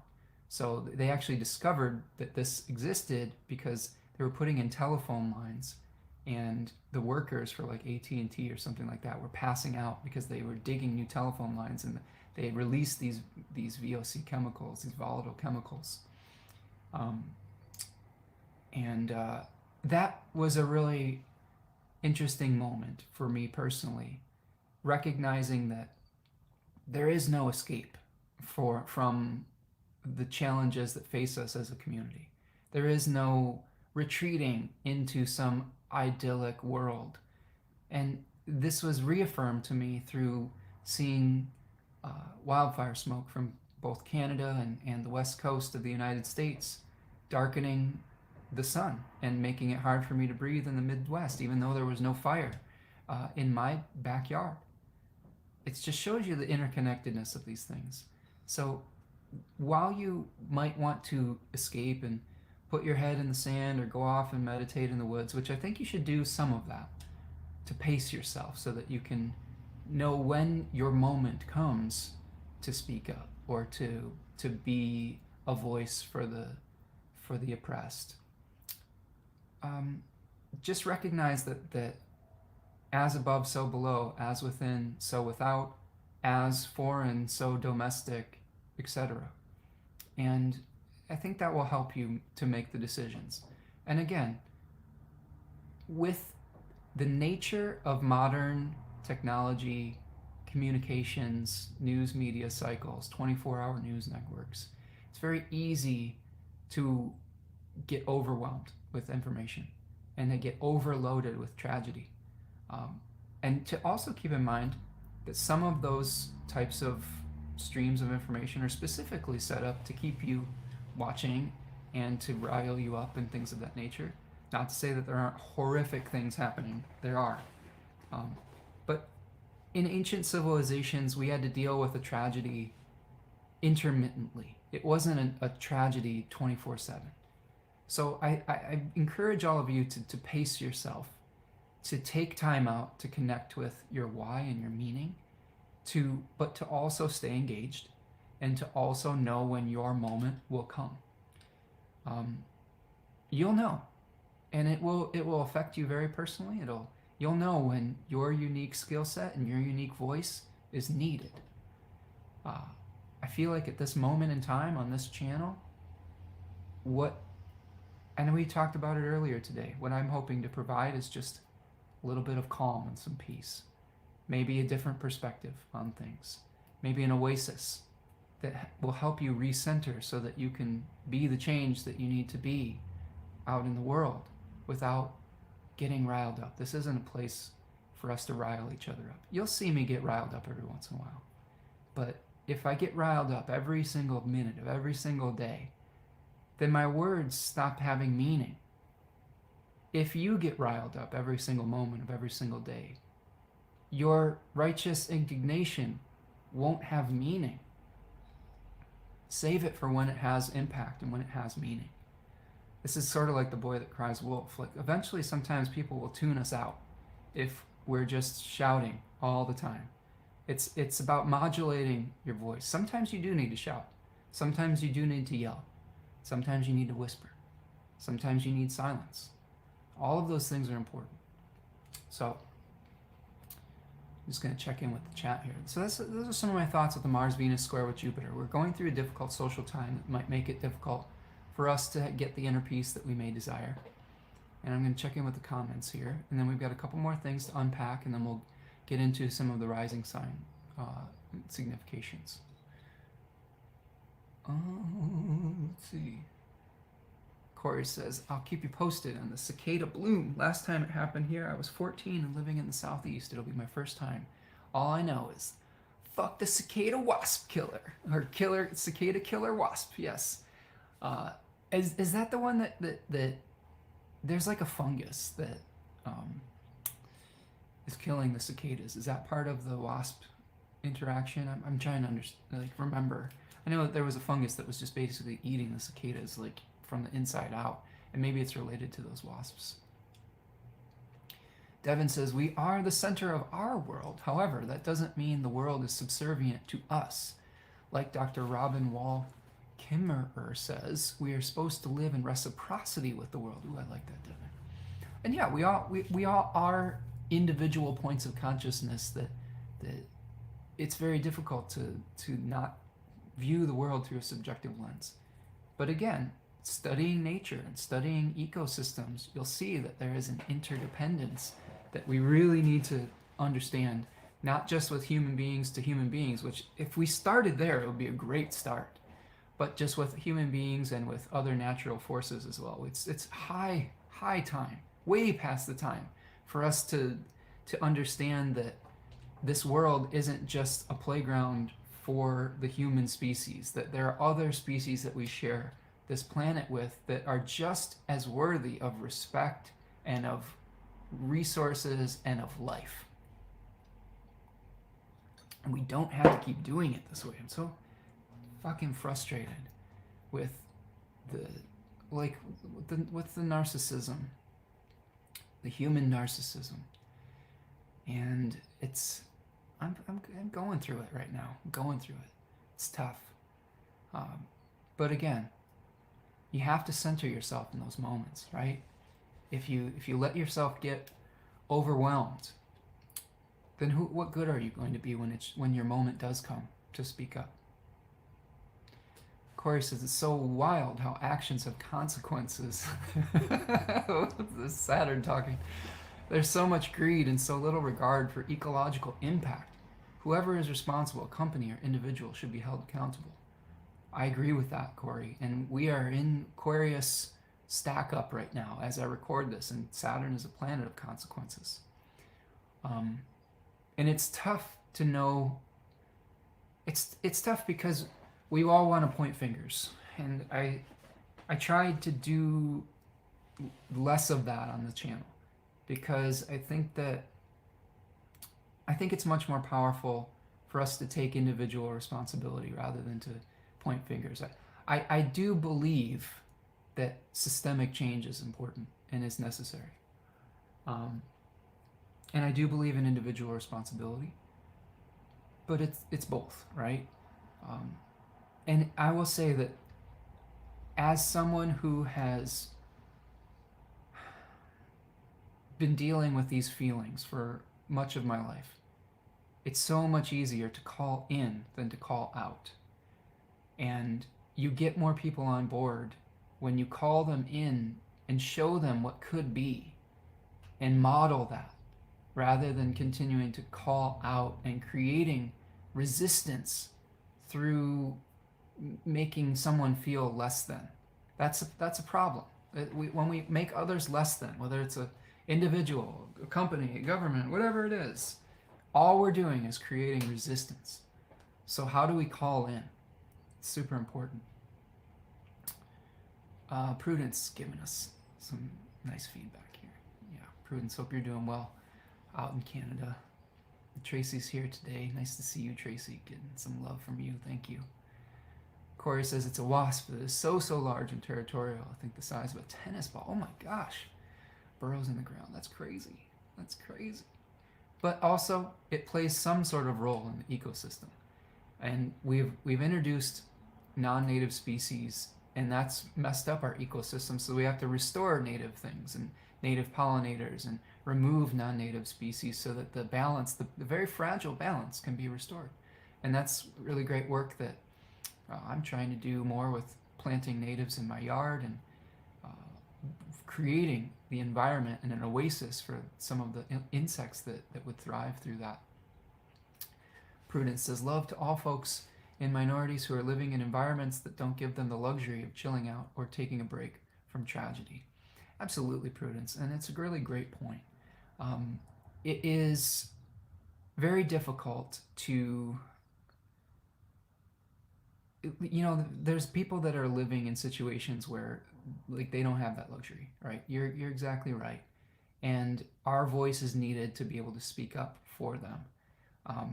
I will say this: just pace yourself, Prudence, when you're speaking out, and when you're practice self-care along with using your voice. I think that if you are able to do so, you're going to be a much more powerful force for that. And keep in mind, that's true. In North America, most places in North America, we do have the peace privilege. I've never taken that for granted, and I never will, because just being able to see the news cycle, how just people are just struggling even to not be afraid that their house is going to get bombed out. I mean, that's a fear that most of us in Canada, the United States, Australia, etc., in most parts of Europe haven't really experienced. We haven't experienced that type of thing, and it should never be taken for granted. Okay. Jennifer says, my dad has that calm vibe for me. I go to him for advice because of it. Oh, that's good, Jennifer. Well, I hope that I can be a calm voice of reason. I don't have all the answers, friends. I'm not a perfect person. I'm just trying to survive and keep my own equilibrium throughout these challenges. I'm not this calm all the time. It takes practice, and it takes I don't know. There are times when I just get overwhelmed with how crappy a lot of the experiences are on this planet and how unfair it is. And sometimes I will let myself surrender my feelings to it, which is good. Sometimes it's good to feel those things. But if it makes it difficult to function day to day, then that's when the equilibrium needs to be restored. So I don't know. It's a tough question to answer, and I hope and pray that any of you listening to this understand that I'm not minimizing any of the tragedies in the world, and absolutely not telling people to ignore them. It's just more of a, how can we be good agents of change and have a balance between the, really being able to engage with it from our centeredness and connecting with the center of the wheel. If you constantly connect yourself to the spokes of change, you will be thrust about by all of these changes. I think that the other thing that I'm trying to connect to on some level is seeing the much, much larger cycles.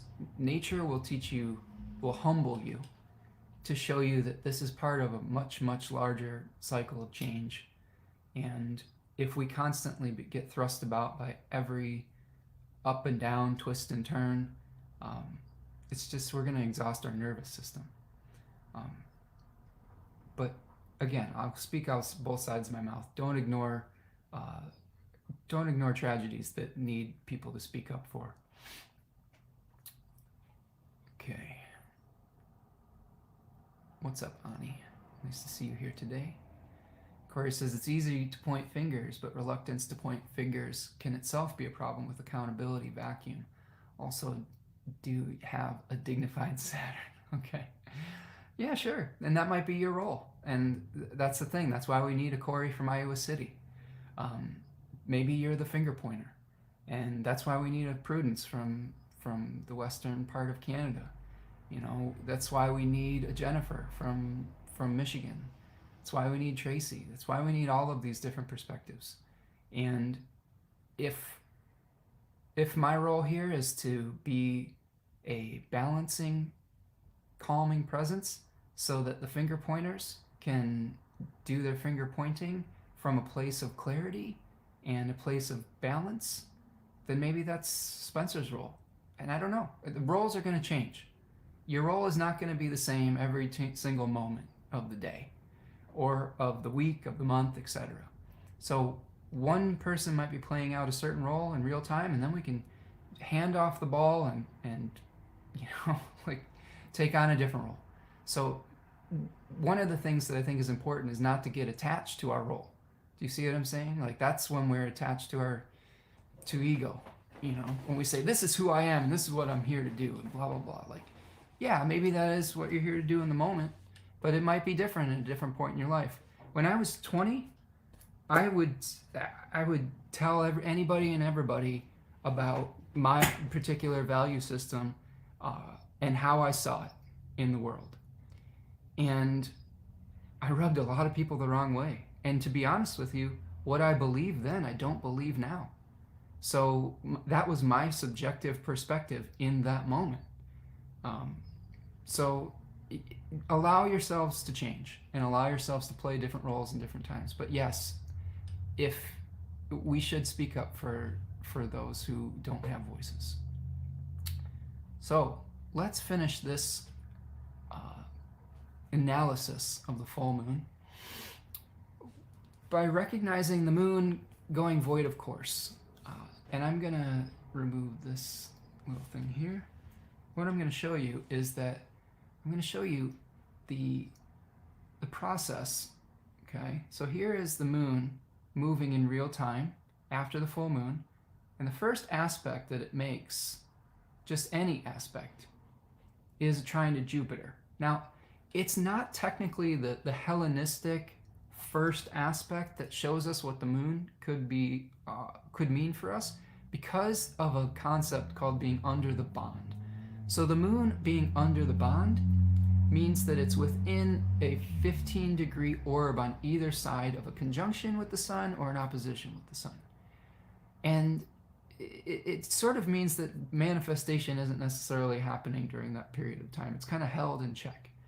But what we are seeing with the moon trining Jupiter is once this trine to Jupiter happens, there is no other traditional aspect to one of the visible 7 planets until much, much later, till days later. So this point from whatever this time is here, from the trine,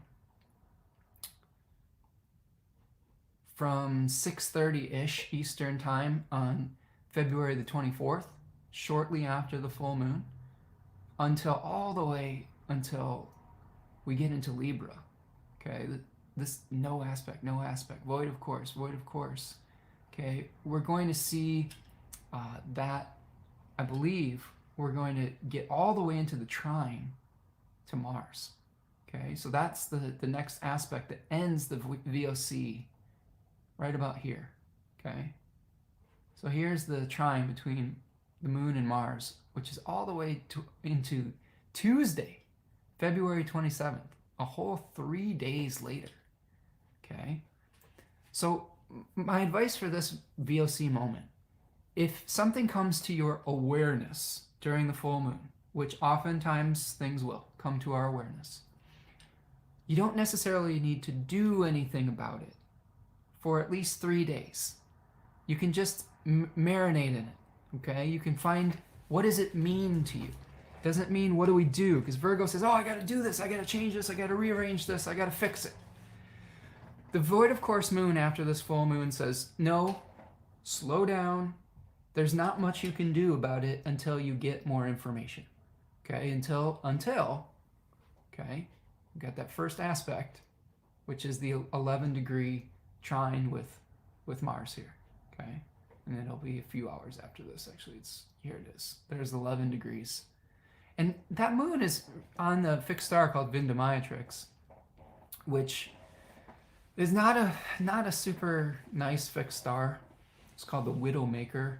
sometimes will bring us into an awareness of loss, a loss of something that was important to us.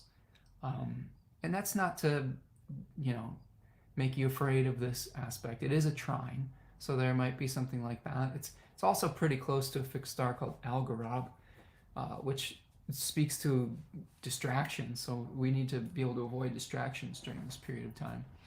But what I do think that we're going to see is this is all building up to the Sun, Saturn, Mercury conjunction that happens on the 28th. Okay, so here you can see at about 9 degrees of Pisces, all of these planets coming together. And this, to me, is the moment of clarity. And how clear it is going to be, I don't know. Because Mercury is still in Pisces. Pisces is sort of like think about trying to view the bottom of the ocean through a few feet of water. There's distortions. So I still think that this could be a time where information could be distorted, but I think this is a more of a moment of clarity than the full moon. So long story short, don't trust all of the information that you get at the full moon. You don't necessarily need to act and try to organize that information into an actionable sequence. You have a 3-day void, of course, moon period after the full moon to just reflect, feel your feelings, clear out the clutter, whether it's mental, emotional, or physical. And then there will be an initiatory moment with Mercury, Sun, and Saturn coming together in the first decan of Pisces. Probably the birth of some sort of creative awareness. Okay, really could be a really important moment, especially for creative thinking, non-linear thinking. Okay, you may have to, for those of you who have heavy Virgo placements or want to get the Virgo parts of things done, you may not be taking an action that is going to be the most efficient if you try to do something too soon, too quickly at the full moon. Okay? You may have to redo something because of a mistake, because you don't have all the information yet. So take it from your friendly neighborhood astrologer that if you are patient through this process, through this full moon, you will probably be saving yourself a headache of having to redo it and of having to do it, completely restart, you know, once you get more information at this Mercury, Sun, Saturn stack up. Okay. Corey says, my mother is a Sun, Saturn, and Pisces, and she is not the poster child for clarity. Yeah, I believe it. Yeah, there's different ways of dealing with Saturn. And I'll go over that in a second when we talk about that decan of Pisces. Kate says, I'm tuning in now just after sending an email to my kid's principal asking for a meeting. Oh my goodness, Kate. You have a showdown with authority. Well, if something comes to a head at the full moon, just take your time, and you don't necessarily need to do anything in the 3 or 4 days afterwards. Let it unfold and surrender to the process. Tracy says that they have a 12th house Virgo stellium natally. Well, that's cool. Try not to overthink the process, Tracy. Corey says, hey, favorite thing to say is that's reality. And it's like, no, girl, that's your distortion of reality. Sure. But Corey, I could say that's true for everybody. And maybe it is especially true for your mom. But we all have a somewhat distorted reality through our own subjective lens. And you know what? That's okay. Okay. All right. Kate says they are advocating for their kid through what seems to be an unfair punishment. To chime in and see stuff about justice is kind of neat. Well, good luck with that, Kate. You know, again, let the process unfold. You might get more information that will allow you to take a more enlightened action rather than trying to force something at the full moon. Okay, let's go over and let me show you the decans of Pisces. I'm just going to add this to the stage here. We are dealing with the decan of Pisces that, of course, is related to the 8 of Cups, as I've said. So some themes that we might be able to reflect upon. Beginning an inner journey. Surrendering to our emotions. leaving material success behind in search of a higher purpose. Confronting narrative loops. This is an interesting thread, that Ariadne's thread, I guess, as we were talking about Ariadne earlier. Austin Cobbett calls this decan the labyrinth, and that's in reference to I think the labyrinth of the Minotaur, and Ariadne was someone who helped Theseus navigate the labyrinth by allowing him to hold on to a thread that then led him back out of the labyrinth. So we may have these narrative loops that we keep going through and into and around and circular and whatnot. And I think that Pisces I, being a Saturn-ruled decan, helps us to maybe get a reality check about the stories that we craft our reality around. So we might be getting a pretty significant reality check about how we shape our reality through the metaphors that we consider truth or gospel, or through the lenses that we view reality through. One thing I've learned too in my life is that my subjective reality isn't everyone else's subjective reality, as difficult as that may be to understand. At times we just accept the lens that we see the world through is the capital T truth. And that's a mistake.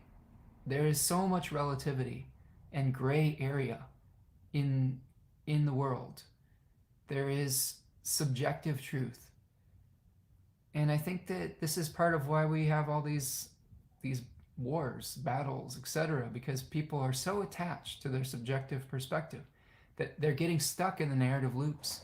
Many of the conflicts you see in the news cycle are the result of a subjective narrative loop that someone has become so vehemently attached to that they can't see through someone else's eyes. And I would highly encourage all of you to look through the lens of somebody else through this particular time, or at least attempt to. You'll never be able to do that completely, okay? But just the attempt is an important part of the process. Understanding the mythic structure of life is super important. I think that we have different mythologies, different stories that give us meaning. Every single one of you has a story from your childhood or your youth that is informing your actions today. And every once in a while, hopefully, the most enlightened of us are constantly reevaluating these and are letting go of ones that aren't serving us. But that's not always how it works. Sometimes they're just operating in the background. And when we go through the Pisces, Mercury, Saturn conjunction, it's a great time to re-examine those narrative loops and discard the ones that aren't serving us, and discard the ones that aren't a reflection of who we are and what we believe today. Just because something was the right answer in the past does not mean that it's the right answer now. Just because something was the wrong answer in the past does not mean that it's not the right answer now. And those are important things and moments in our lives, and this might be something we're heading towards. Pisces also, Liz Green talks about the story of Odysseus in regards to Pisces, and this wanderer that's trying to find its way home but gets sidetracked on a lot of subplots or side missions. One of which is the sirens attempting to pull Odysseus and his crew off of their destination home. So what siren song is calling to you? Maybe there's some distant truth that is calling to you that causes you to leave your current path. Sometimes that's okay too. If you think about Pisces, it's the 9th house in the Thema Mundi, the teaching chart of Hellenistic astrology. Sometimes we get pulled away from action out in the world so that we can reflect and find why we're doing what we're doing. And that can lead us to taking more enlightened actions out in the world, or more effective actions. They don't even have to be more enlightened. They can just be more effective, okay? You can be pretty ineffective when you're following a narrative that isn't a reflection of who you are, okay? So what material form have you outgrown? That's a great question. I've been going through a huge amount of purging in my life recently. I got rid of, all of you were here for the odyssey of Spencer's trying to find socks and underwear. And I apologize for taking you down that rabbit hole with me. But at the end of the day, how I resolved it, it's not really resolved. I wasn't happy with what I had, and I sent it back, and I instead just started getting rid of the stuffed drawers that had a bunch of socks that had holes in them. I realized that in the moment I needed to get rid of the things that just were cluttering up my space before I felt comfortable adding new things. And oftentimes and that's a mundane example of something that could have more meaning for all of you. Sometimes we have to empty our cup before we can receive new material things or ideas, especially. How can you empty your mind of old stories, negative emotions, etc., that may be blocking you from accepting a new version of yourself that could make you happier? And how are we blocking that as a community? Through our shared stories that we accept as society. Okay, society is a shared narrative. It's an agreement.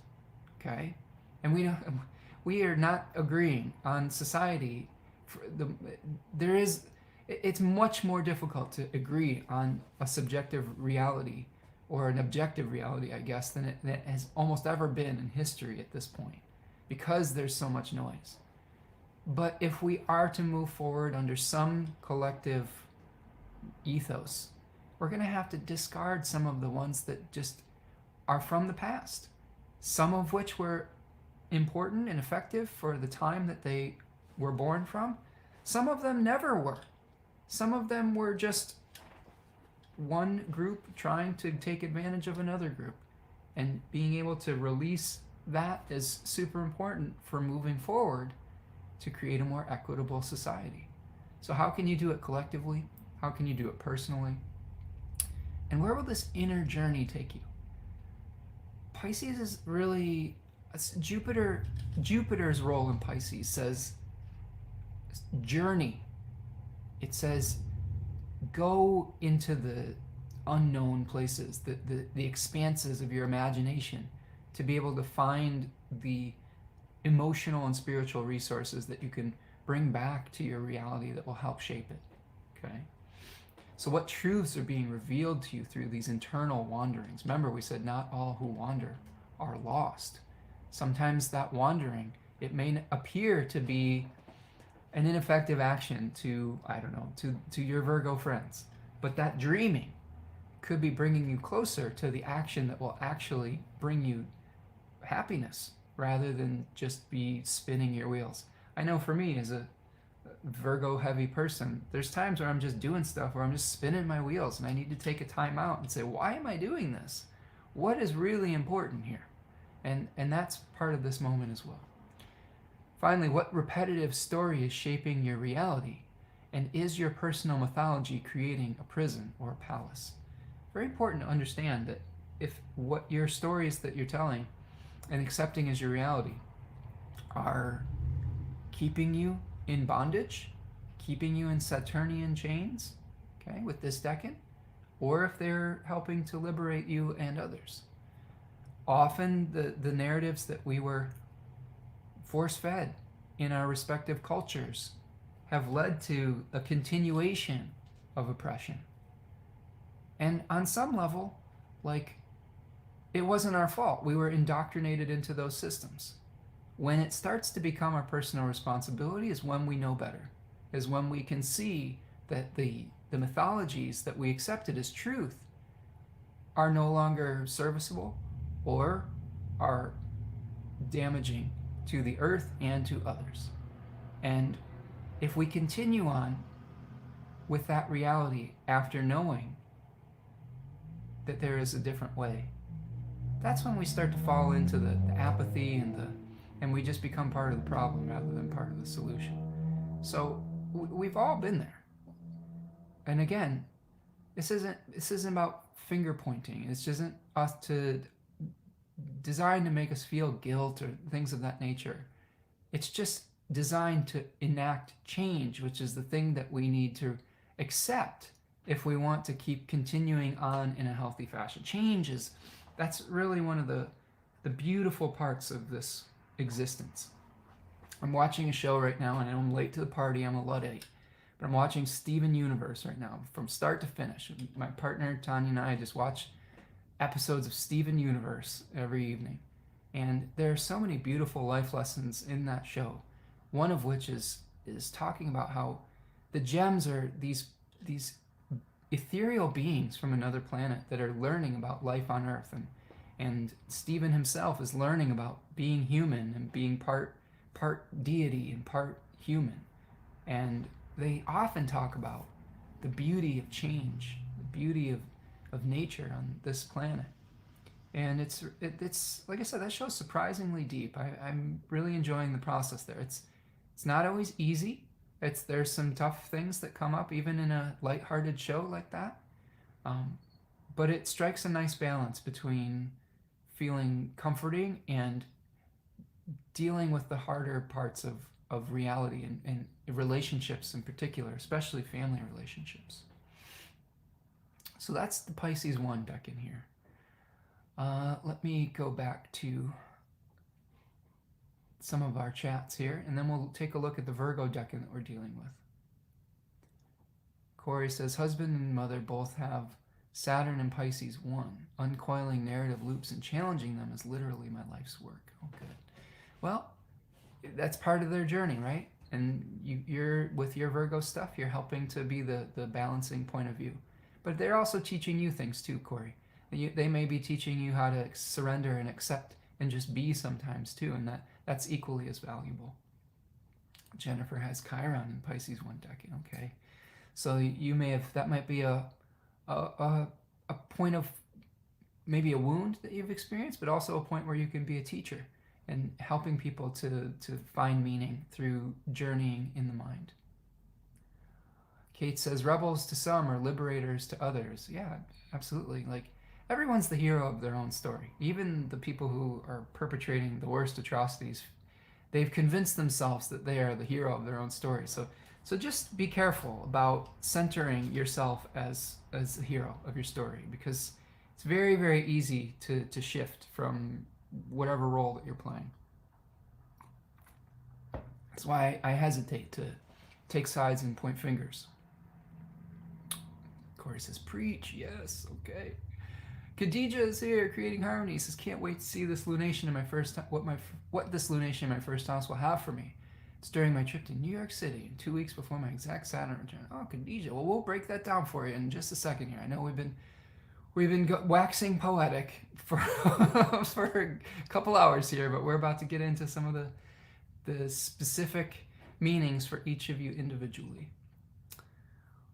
Corey says, what platform are you finding Steven Universe on? When I managed a rock and gem shop locally, everyone kept telling me to check it out. Corey, there's a couple places you can find that. We're consuming that content on HBO Max, but it also is available on Hulu. So if you have either one of those services, you can watch the series. I highly recommend it. It's short, bite-sized episodes. They're about 10 to 12 minutes long. But there's really just some beautiful life lessons.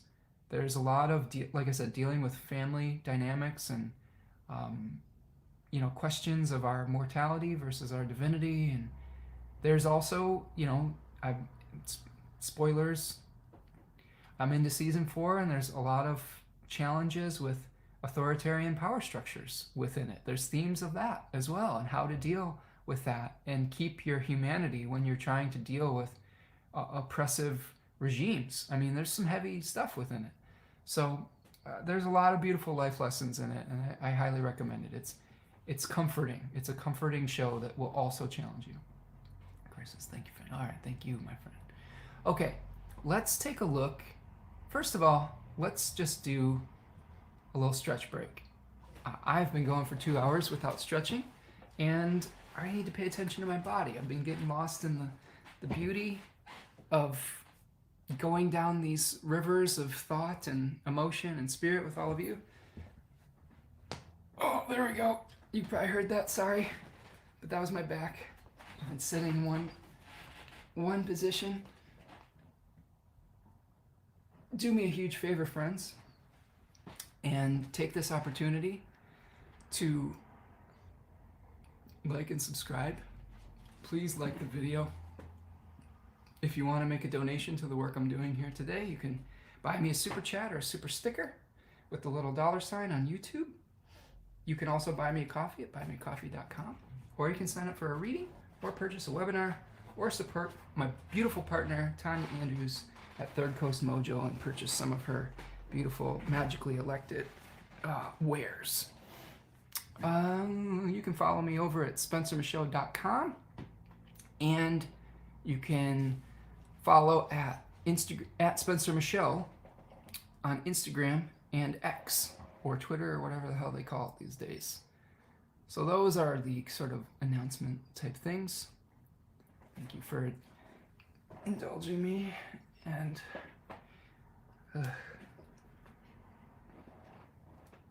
I have a lamp in my office that gets very hot, and we have a lot of box elder bugs in our house, and these bugs enjoy going into my lamp and cooking themselves. And right now one of them has done that and is stinking up my office something terrible. So I apologize if I get a little distracted, but the wafting smell of burning box elder bug is just kind of starting to overwhelm my senses. But I digress. We will power through. Death is a part of life, apparently, and we're being reminded of that on this show today. Okay, hold on a second. Maybe I need to turn the fan on or open the window or something. One moment.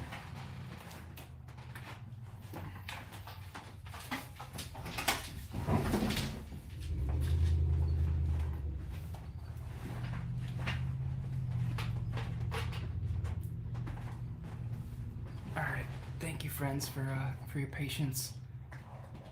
I'm in a closed space here, and when you've got barbecue bugs in your office, stinking up your office, it's hard to concentrate on the astrology that you're trying to do for the day. But this is live broadcasting. This is what happens. You get things like this that will come up. Oh my goodness. All right, friends. Let's get down to it. Jennifer says, me too, on the bugs. Yeah, in Michigan, in the wintertime, we get all these box elder bugs, we get ladybugs. They just all come indoors for the winter.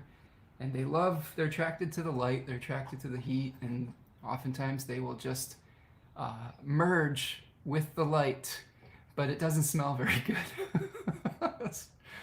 Oh my gosh. All right, so I'm going to spend just a little bit of time on this, but I want to show you, this is from my Decans of Virgo webinar. So these are themes that are trying to be balanced out with the Pisces sun and the stack up that we have in Pisces with the moon in Virgo. So that decan of Virgo I, you can see here we have the 8 of Pentacles, and if you follow along with my advertising, you saw that I had a DJ that was basically playing with pentacles with the records there in my advertisement, and I used purple for the balance with Pisces because purple is a Jupiterian color. So I was trying to kind of fuse all the elements of Virgo and Pisces into that, and the position of the DJ reflected the apprentice here in the Virgo I card. So apprenticeship and focus, learning the laws of incarnation are some of the themes here. Awareness of skills or lack thereof. Remember, it's a solar decan and a Mercury ruled decan, a solar place. Okay, so we have this energy of being aware of the skills that we might need or the information that we might need.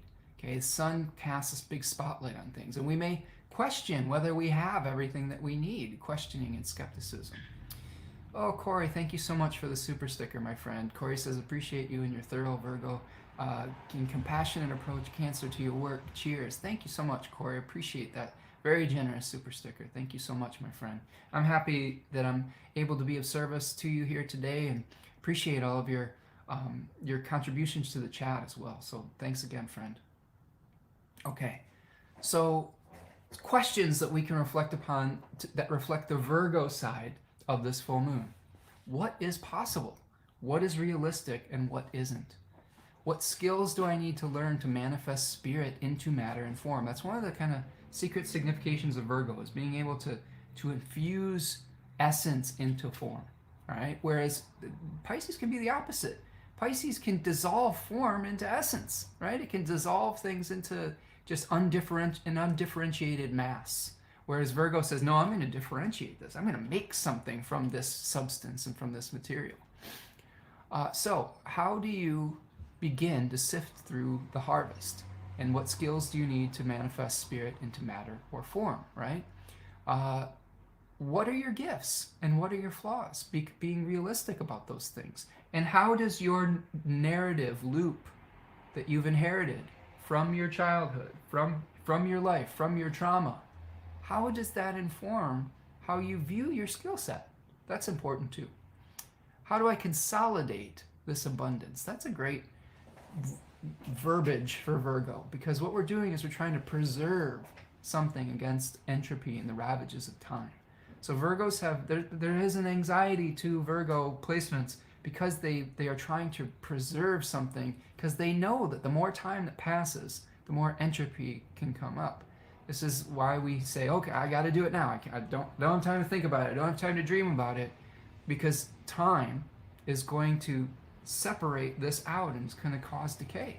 So a lot of Virgo folks are archivists, right? They are people that are preserving something against the ravages of time, but also helping to usher things back to the earth as well, because they understand that cyclical nature. Okay, let's go back to our chat. Rachel says, I love your little avatar, Rachel, with your the little judgy cat. I remember that. It's from, what's like Beverly Hills Wives or something like that. It's funny. It says, this full moon is conjunct my natal moon within 2 minutes. Really feeling this talk. Oh, good, Rachel. I'm so glad that you are experiencing the talk and it's benefiting you in a way that is resonating with your chart and with your lived experience. I love getting that kind of feedback.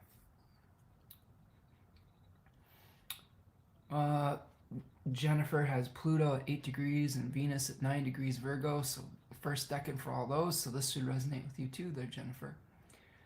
Okay, friends, so let's get into the rising signs. So what I'm going to do is I'm going to add to the stage here. Oops, that's not what I want to do.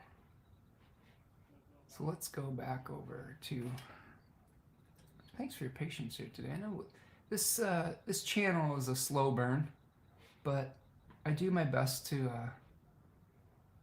pace myself and to make sure that we're engaging in a way that is well considered.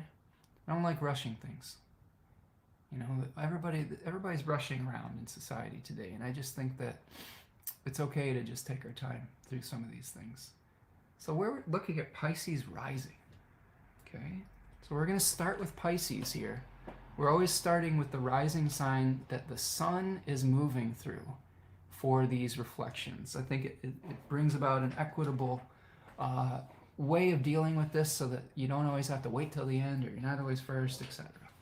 So Pisces Rising, this is a full moon for you where you are experiencing the full moon in an angular house. So this is, and of course, angular houses are ones that we might feel more personally. And here we have the axis of self versus other, right? So we have the sun, Mercury, Saturn, Neptune, all lighting up our first house, where there might be a really significant awareness that comes about your own character, about your own body, about your own lens that you view the world through. And it might be coming into conflict with the way that you interact with others within your personal relationships, whether they're romantic or business or otherwise.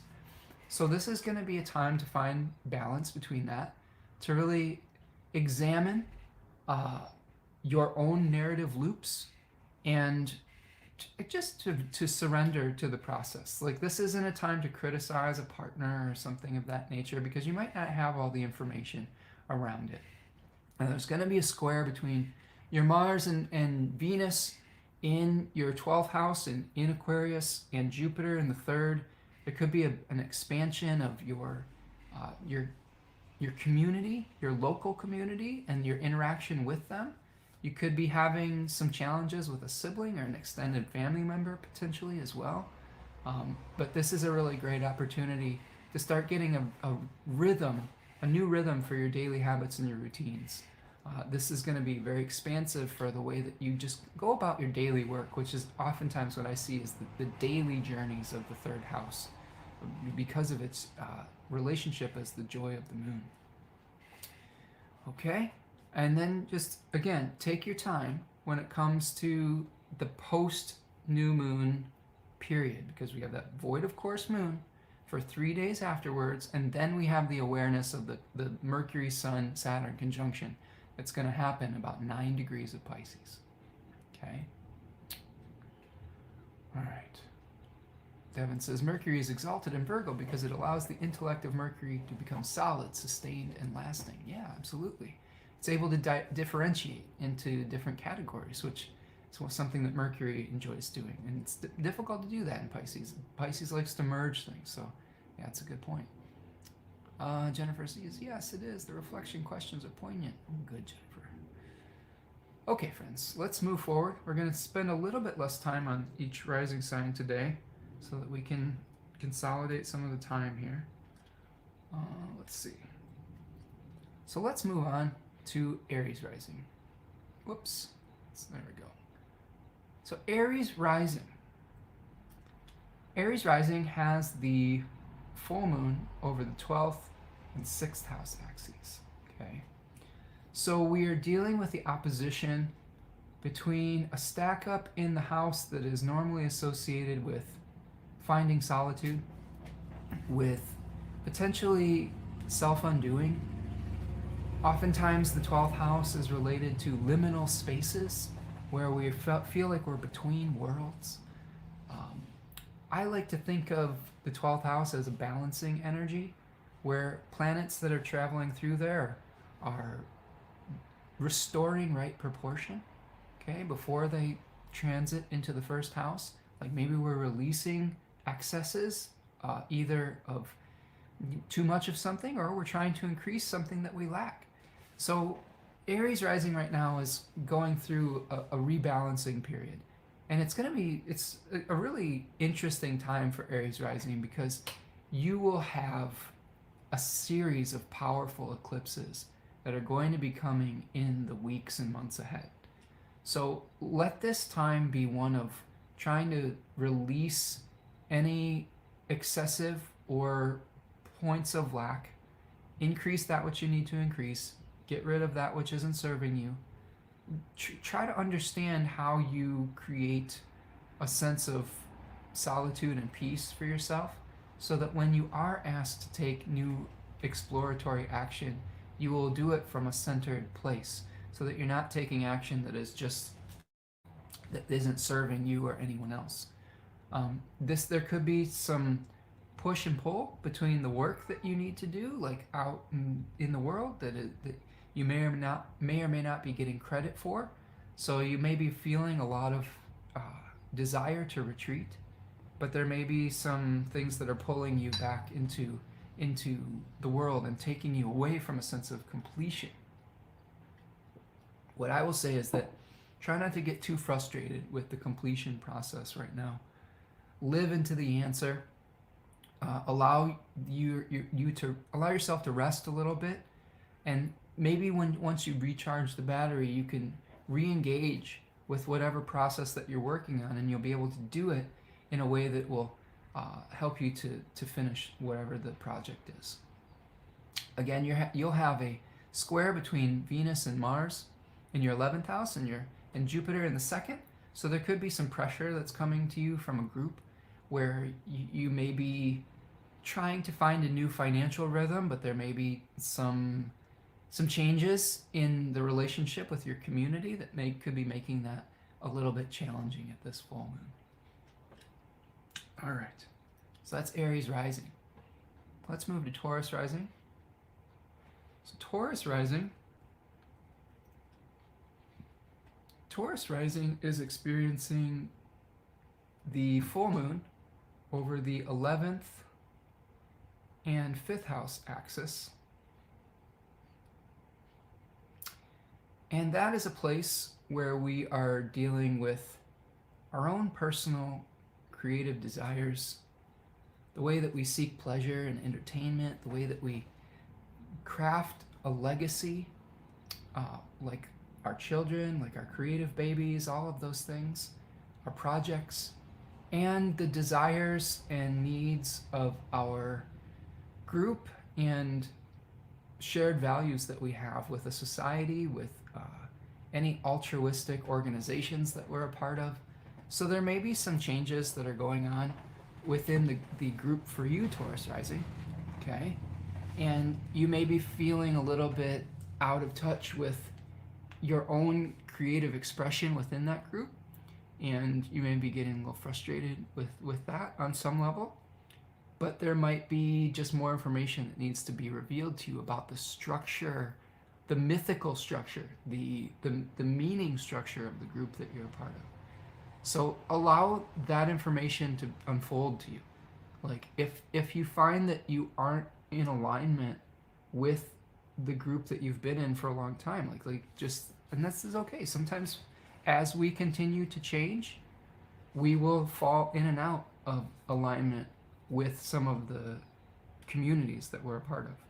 And this might be one of those moments where you feel like moving on. This is something else to consider for all rising signs, is wherever that stack up in Pisces is, there might be something where you're just saying, I've had enough. It's time to move on. It's time to search for what is meaningful to me. And I may have to leave this area and topic of life behind to find that. With Pisces rising, you could be leaving behind a sense of self and identity, okay, a personal identity. With Aries rising, you could be leaving behind ways that you may self-sabotage in search of a higher meaning. And with Taurus, you may be leaving behind a group that you were a part of to find your own creative expression. There will be a square between Mars and Venus and Jupiter over your 10th and your 1st house. So you may be trying to expand your own rhythmic approach to life, but there may be some pressure in your job or in your public expression.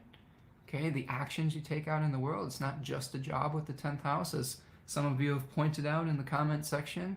That if you're retired or you know, work from home or something like that, like 10th house is sort of like our public actions that we take out in the world. So there may be some challenges and transitions that are happening in your public life that are challenging some of your comfort zones and making it difficult to establish the type of consistent routine that many Taurus risings feel comfortable within. Okay. So that is Taurus rising. So hang in there, Taurus rising. And keep in mind, Taurus rising, that you know your ruling planet Venus is going through that 2nd decan of Aquarius, which is related to the 6 of Swords. So this is a transitory period. Okay, this is something where you're moving from one shore to another. So if you feel unmoored on some level or ungrounded, it's temporary, and we'll get from one shore to the other. Okay, Gemini Rising. All right, Gemini Rising. So Gemini Rising is experiencing full moon in an angular house, or set of angular houses. So here we have the Pisces stack up in the 10th house of public action. Praxis is what they called it in the Hellenistic verbiage. And the full moon perfecting or coming to light in the 4th house. So there could be a lot of a spotlight on your public actions out in the world, your career, etc., with authority figures that you deal with, which is also a 10th house signification. And it could be bringing some conflict to your domestic life, to that which is private to you, your private life. try not to feel like you have to have everything figured out with your private life.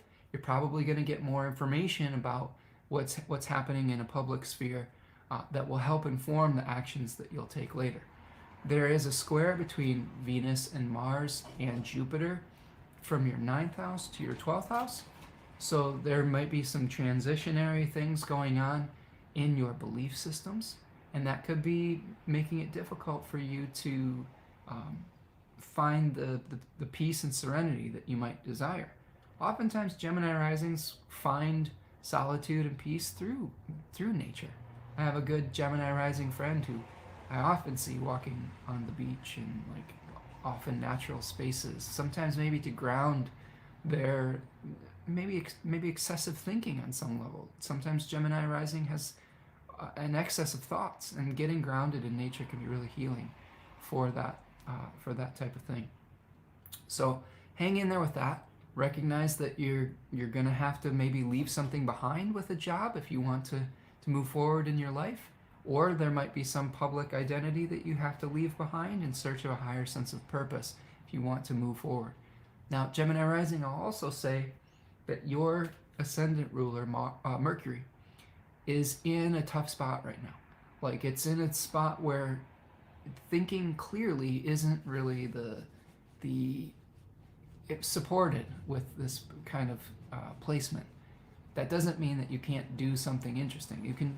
This is a great time, Gemini rising, for writing poetry, for doing creative storytelling, for using nonlinear thinking and metaphorical language. So being able to see the connections between things, to see the liminal spaces, could be really important for you right now, without having to necessarily name it, right? You don't have to label it at this point.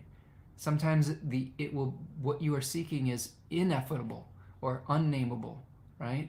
And if we resist the urge to categorize or name something, we can allow it to be what it wants to be without putting it into a box before it's necessary.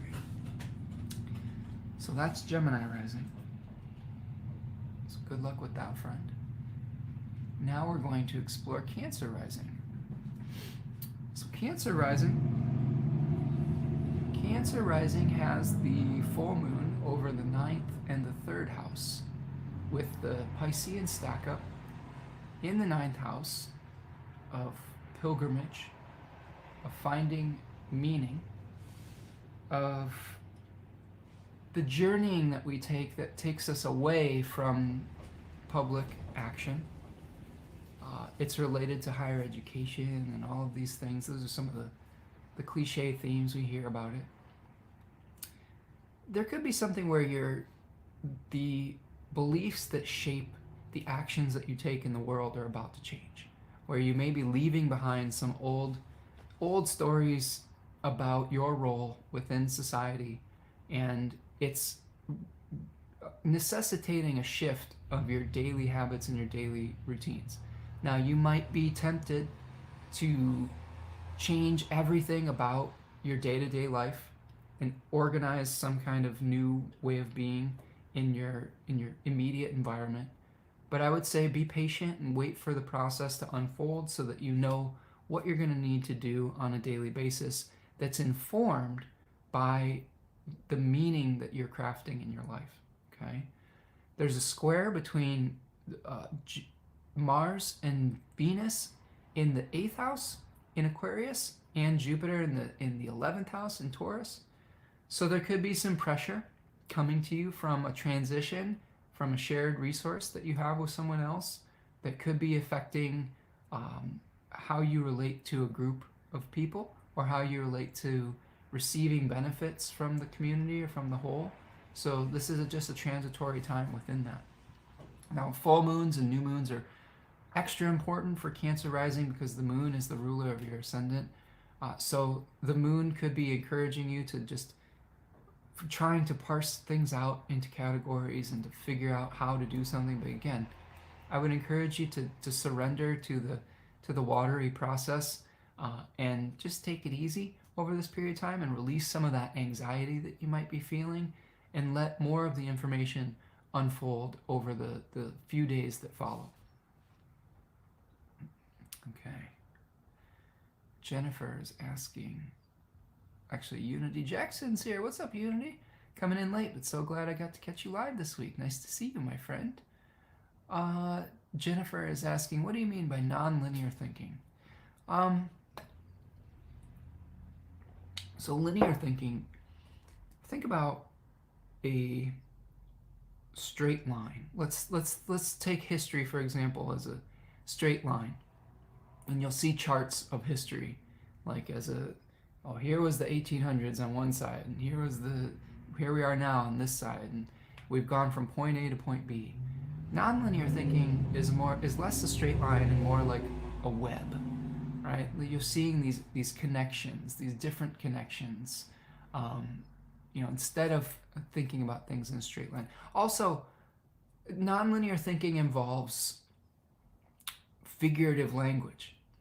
So when I say that a beaver, like let's use one of our examples from earlier, the beaver. When I say the word beaver, many of you, if you're thinking in a linear fashion, think it's an animal, a rodent that has teeth, that chops down trees and builds dams. That's a linear way of thinking of a beaver. If we think in a nonlinear fashion and we think of a beaver as a symbol, we can take all of its features and we can take its behaviors and we can see them in the context of human behavior or as something else. So a beaver chopping down trees with its teeth could show us that we need to dig in and work hard on reshaping our environment, which could, in a nonlinear way, be like reshaping our own home. Okay, we are not literally beavers chopping down trees with our teeth, but we could be embracing beaver symbolism by reshaping a belief system that we have. We could be reshaping a part of our home. Okay.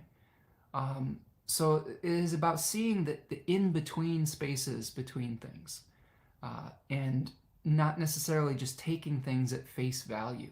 And it's a super important quality to develop, and really important for diviners and astrologers and tarot readers and things like that. Because look at what we're doing when we read a tarot card.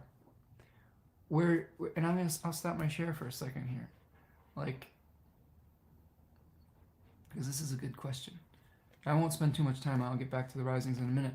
But if we look at the card for the Eight of Cups, if we just take it literally, we see a figure who's walking away with 8 cups there. There's an eclipse moon and he's in a marsh.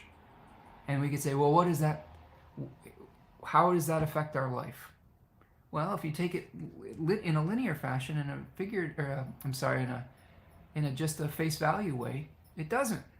Okay, but if you see symbolism within it, if you see that this person is, if we look at those cups as a situation in our life, and I don't know why it's zooming in so far, sorry, but if we see the cups as a job, if we see the cups as a belief, if we see the cups as a relationship, then we can say, oh, the figure is walking away from the relationship, walking away from the job, because they're searching for a higher purpose and a higher meaning. And we infer some of those things by understanding the esoteric symbolism that has been infused into the card over time.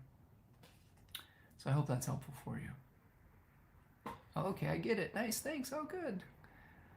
Devin says, like the floorboards beneath my feet, I'm connected to the tree it was from, the person that cut it down, the mill that formed it into a board, the carpenter that fashioned it into my floor. Oh, that's nice. I like that, Devin. The distance they traveled. Finally, that all happened in the early 1900s. My partner bought it, and in the early 2000s, and we're experiencing it now, and I'm connected to all of them. Ooh, that's a great example of nonlinear thinking, right? All of the things that went into that floor we're connected to, and it's not just point A to point B. It is seeing the connections between not just the items in our house, but the relationships that we have between us and the society and etc. So great examples, friends. Okay, let's move on to Leo Rising. And we will move us forward here. All right, Leo Rising. You, my friends, are experiencing a full moon over the 8th and the 2nd house. So we have a stack up in the 8th house related to not only money of others or shared resources. We may be having to change our accepted narratives around the resources we share with an other. We may be having to deal with the fallout of a completion of some sort. 8th house is often what happens after death, after marriage, after a completion, after a celebration. Okay, so this is an after period.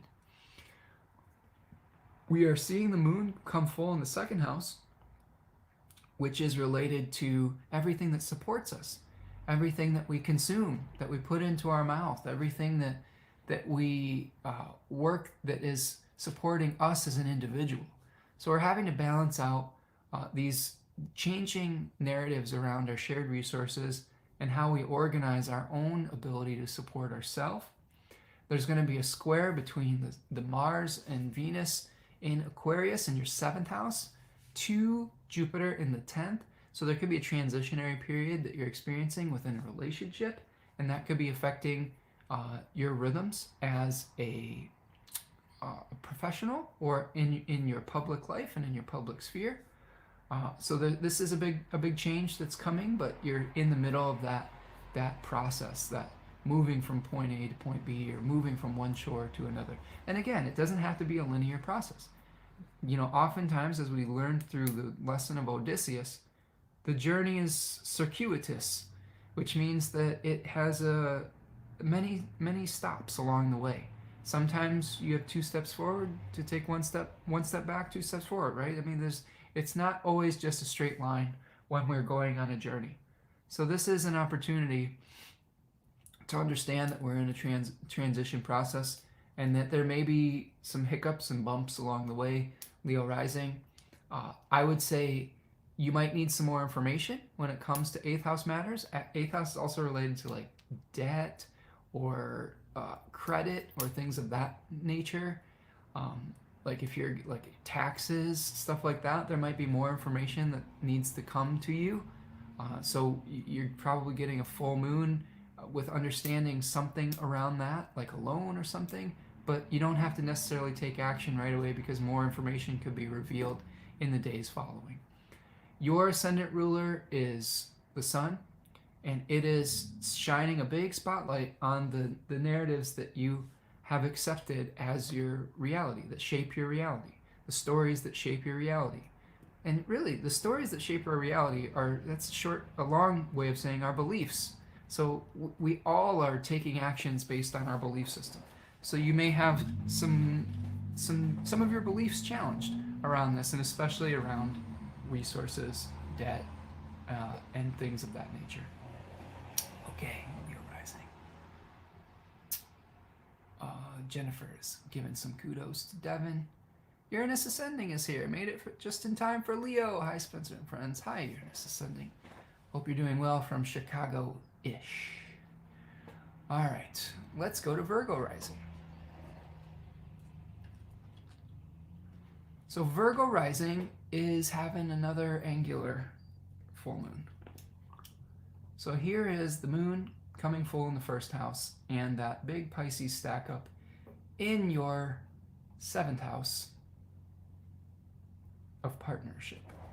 So this is the opposite of Pisces Rising, where a lot of the changing narratives of leaving behind something in regards to your own personal character, this is now shifting towards your partnerships.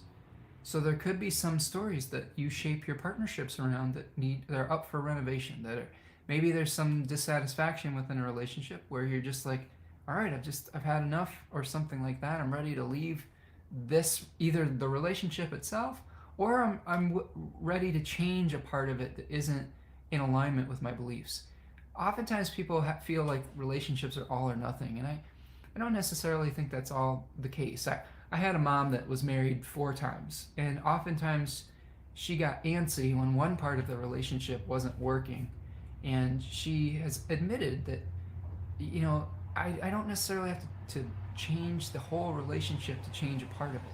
And I think that might be something to keep in mind with this Virgo rising, is there could be something going on within a business partner, a romantic partnership, where there's something that you're just kind of over, but you need more information before you can make an assessment of it. So take your time.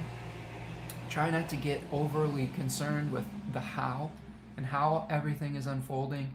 Just get in alignment with what you really value in your partner, and what types of things bring you meaning within that relationship, and that can help you determine whether the relationship itself is salvageable, or if there's just a part of it that needs to change rather than the entire thing. There is a Mars Venus square to Jupiter from your 6th to your 9th house. So there could be a transitionary phase happening within a lot of the work that you do that is pulling you away from a completion. You might not be feeling like you're able to complete the work that you're doing, but you're in a transitionary phase. And it could be really disrupting your ability to create a consistent belief. Like a lot of times, like with Virgo rising, with 9th house, with Taurus, a lot of their beliefs are practical. They're trying to create a sense of inner peace. A lot of the organizational systems that they're doing is because they believe in creating an inner harmony, and the organization helps them feel more relaxed. So there might be something that's challenging that right now. Like it could be a health issue. It could be like overload at work or something that is disturbing that inner peace on some level. But recognize that it's temporary and that you're just moving from one shore to another. Now, Virgo rising, you're another of those risings that's hosted by Mercury, and your ruling planet Mercury is not at the height of its preferred powers right now. This might be a challenging time for you, Virgo rising, because oftentimes Virgo risings are counted on to be the reality check, to be the organizer, to be well, I've got a vision now, how are we going to get this done? Virgo rising says, I know how to do that. You do this, this, this, this, this. But all that information might not be available right now. It may challenge you to go outside your comfort zone and to maybe see the big picture, to surrender to the process and think more in terms of meaning rather than process itself. So hopefully that will help you with this. And keep in mind too, Mercury's going to change signs. It's not like this forever. It's okay to just relax and not necessarily have to do everything at every moment. Creating Harmony says, telling Virgos to not be worried about the process. Oh, yeah.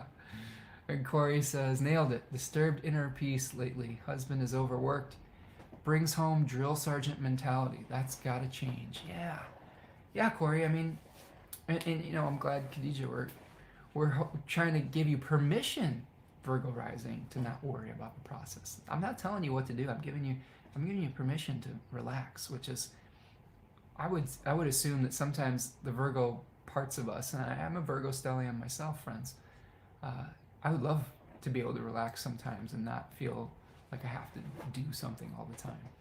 But yeah, as far as Corey goes, just live into the process, right? I mean, let go of having to feel like you're just creating busy work, or that your partner is, and yeah, that drill sergeant mentality oftentimes can lead to disharmony. I mean, there's a time and a place for it. There's a time and a place for a lot of energies. Oh, geez. Of course, we're both Virgo ascendants. Oh, my gosh.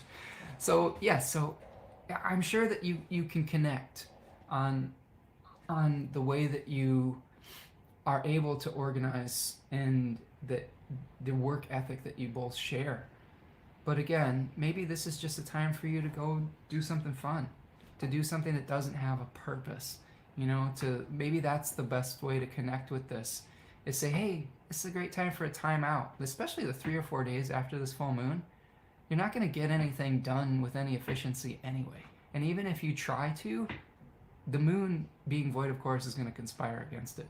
So just surrender to it and say, you know what? Whatever. Let's go have a nice time at the lake, or let's go out and have a nice dinner. Whatever it is that is relaxing for you. Maybe it's cleaning out your attic or something. I don't know. I know for me, I use those void of course moons to get rid of stuff, to clear the decks. And I actually think that's a great way of utilizing this void of course, because we're going to clear the decks so that we can get more information about what truly is meaningful to us. So maybe it's not for the purpose of, like, you know, doing and moving us forward, but we're emptying the cup, so to speak. Yeah, Corey says, you're right, but to what end exactly? It doesn't have to be an end, right? It's just the end is itself. The means is an end of itself on some level. Khadija says, jokes aside, I'm so excited.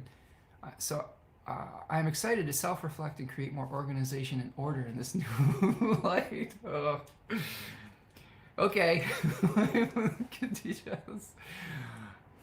Or you could just be, okay? Or you could not create order. Like, you could just let things be how they are.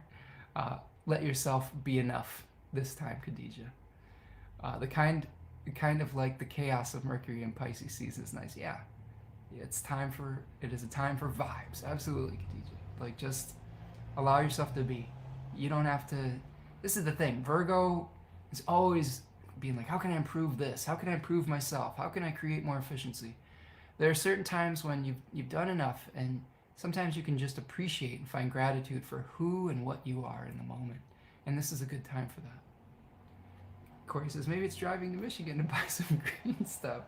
Well, we've got plenty of that in my hometown of Ypsilanti. There's a dispensary on every corner. So, you know, be my guest, friend. That's what works for you, you know. Who am I to judge? Creating harmony. Khadija says, self-reflection post void of course moon time. Yes, there you go. Good bath or something, right? It's some self-care. Without a purpose in mind. Okay, let's move forward. I love these Virgo risings here today. Let's talk about Libra Rising. Before I take on Libra Rising, let's do another little stretch. Do me a huge favor, friends. Please like and subscribe to the channel if you haven't already. Stretch your legs, get a snack, take a drink of water. Open the window if one of your bugs Darwined itself in one of your lamps.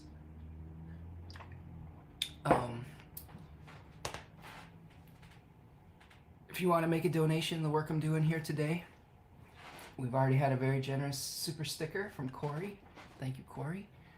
There's a little $sign in the YouTube channel chat if you want to contribute, or you can buy me coffee at buymecoffee.com. All right. Okay. We're heading towards the end here, friends. We've got a few more risings left to go. And then we will be done for the day. Okay, Libra Rising. We have actually, before I get into Libra Rising, I need a little snack here. Gotta get my blood sugar up, friends. I know my Libra Risings in the audience today will understand.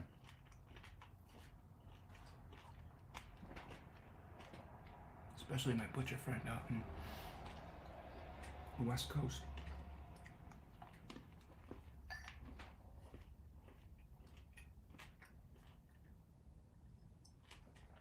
Today, my snack of the day is an oat chocolate bar with crispy rice and cacao nibs from Trader Joe's.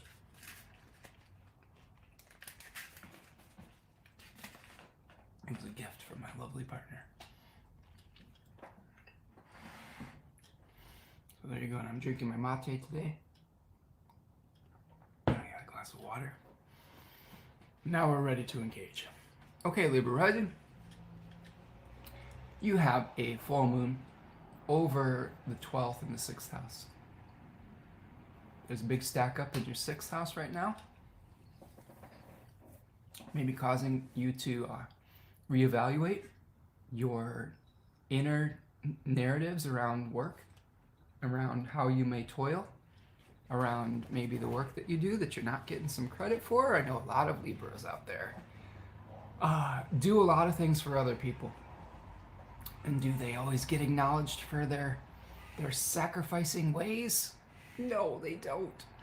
A lot of times they are just giving and giving and giving. And are they appreciated? No. So this might be a time to reevaluate how much you are giving in a relationship and your job. There might be a health issue that's been perplexing you. Sometimes when we overwork ourselves and we don't take our own needs into account, that can lead to a health issue.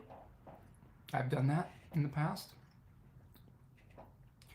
The moon might be asking you to just to relax and say, how do I get it some time out? How do I get some time off, time out, etc.? You may have some information that comes to you about how to have a balanced work life, a balanced way of dealing with whatever health issue that may come up as well. If it does, it doesn't mean, just because you have a six house stack up doesn't mean you're going to have a health issue, but oftentimes it manifests as like something that takes us away from completion. Now you will have Venus and Mars squaring Jupiter from the 5th to the 8th house, including your ascendant ruler, Venus. So this is a transitory time in the way that you seek pleasure, potentially. Maybe the Libra risings out there are dealing with ways that they self-undo through ways that they seek pleasure. Maybe some of you are trying to get sober or something of that nature. That could be a theme. And it may be a transitory phase about how you seek pleasure. And it could be coming into conflict with the way that a partner seeks pleasure. I know that when people are trying to get sober, if they have a partner that isn't on the same path, it can be very difficult. So there could be themes of that nature coming up potentially.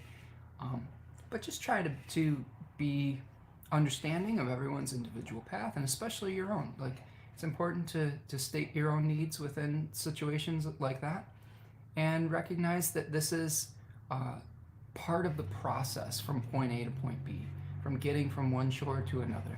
This could also be something related to your own creative output, and maybe there's just conversations about, you know, what your creative expression is versus how you're teaming up with someone else within the process, and that could be part of that square as well.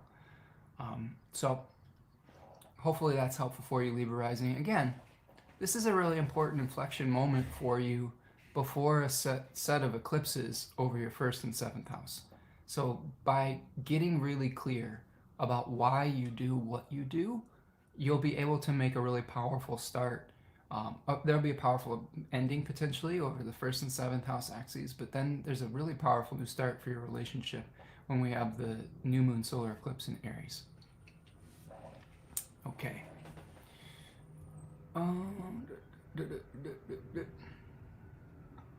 Tracy says, this Leo sun, Gemini moon is a Libra rising. I love giving, but yeah, I get lost sometimes. Okay. Well, I'm happy to help you, give you permission there, Tracy, to think about your own needs around this time. And you don't need my permission to do that. But oftentimes what Libra will do is they will seek external validation before taking action. And oftentimes a Libra person wants nothing less than getting, you know, someone saying, it's okay for you to do this for yourself. Like, it's okay not to always have to ask permission. So if that's the validation that you need today, then hopefully that's helpful for you. But good luck, Libra risings. Scorpio rising. Let's look at Scorpio rising. Okay, Scorpio rising, who sometimes I like to say Scorpio Joe rising. I don't know, just think of our president. He has a Scorpio sun. Call him Scorpio Joe. Let's see. So Scorpio rising. You just have come off of a really powerful moment with Mars and its exaltation. Mars is now moved into an angular house where there may be a shift of focus, right? You are dealing with really organizing your daily habits and routines, potentially with third house. Maybe there was some planning with extended family member or neighbors or community members with the third house Mars. But now that focus is shifted to the home, the family, the domestic situation, and dealing with some of the challenges with that, with the conjunctions with Pluto, etc.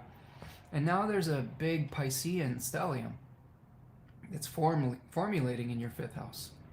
And it is opposed by the moon in your 11th house. So there's some tension between your own creative process and the needs of the community and the group.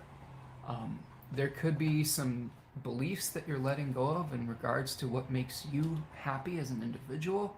Again, it could be another journey towards sobriety potentially, or changing the way that you seek pleasure within your life. There's also a focus on, well, maybe if you're changing the way that you seek pleasure, maybe you have to change the way that you involve yourself with your group of friends, your community members.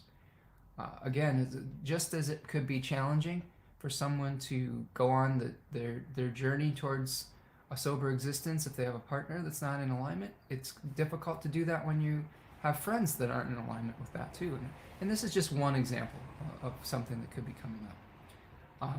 Your ascendant ruler, Mars, is moving through Aquarius, so there could be a focus on your home and your family and transitioning from one state to another, or one mental state to another.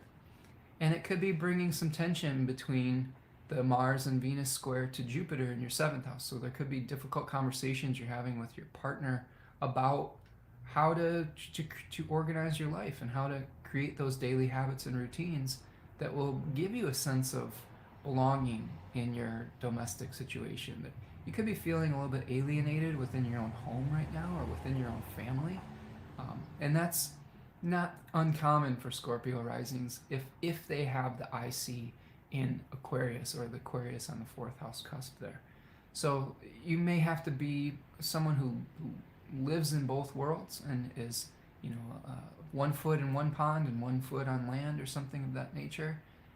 But I think that you have the unique skill set to navigate those waters with grace and be able to deal with any crises that might arise as well. Because oftentimes Scorpio rising can be pretty cool under pressure. Like, they're the types that that won't shy away from the more challenging things in life, and that people can rely on. If there's something that's like the shit's hitting the fan, you call your Scorpio risings up, and they can help be Johnny on the spot. So let yourself marinate a little bit in the information that you receive about how you seek pleasure in your creative process. This could be also the precursor to a really important moment for beginning a really important creative process for you, Scorpio rising. It could be something where you're beginning a project shortly after this full moon, but you need more information to do so. And it'll come. You just have to live into the process. Okay. Let's take a look at Sagittarius rising.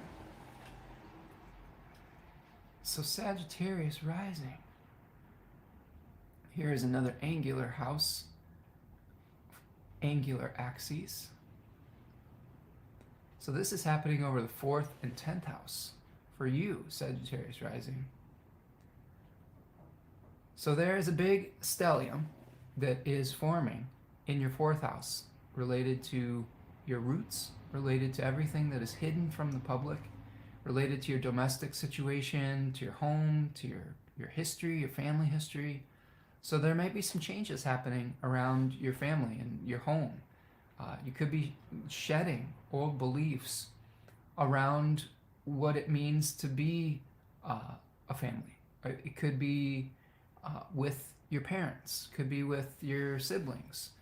There could be some conflicts with siblings, with Pluto and Mars and Venus all stacking up in your 3rd house in Aquarius.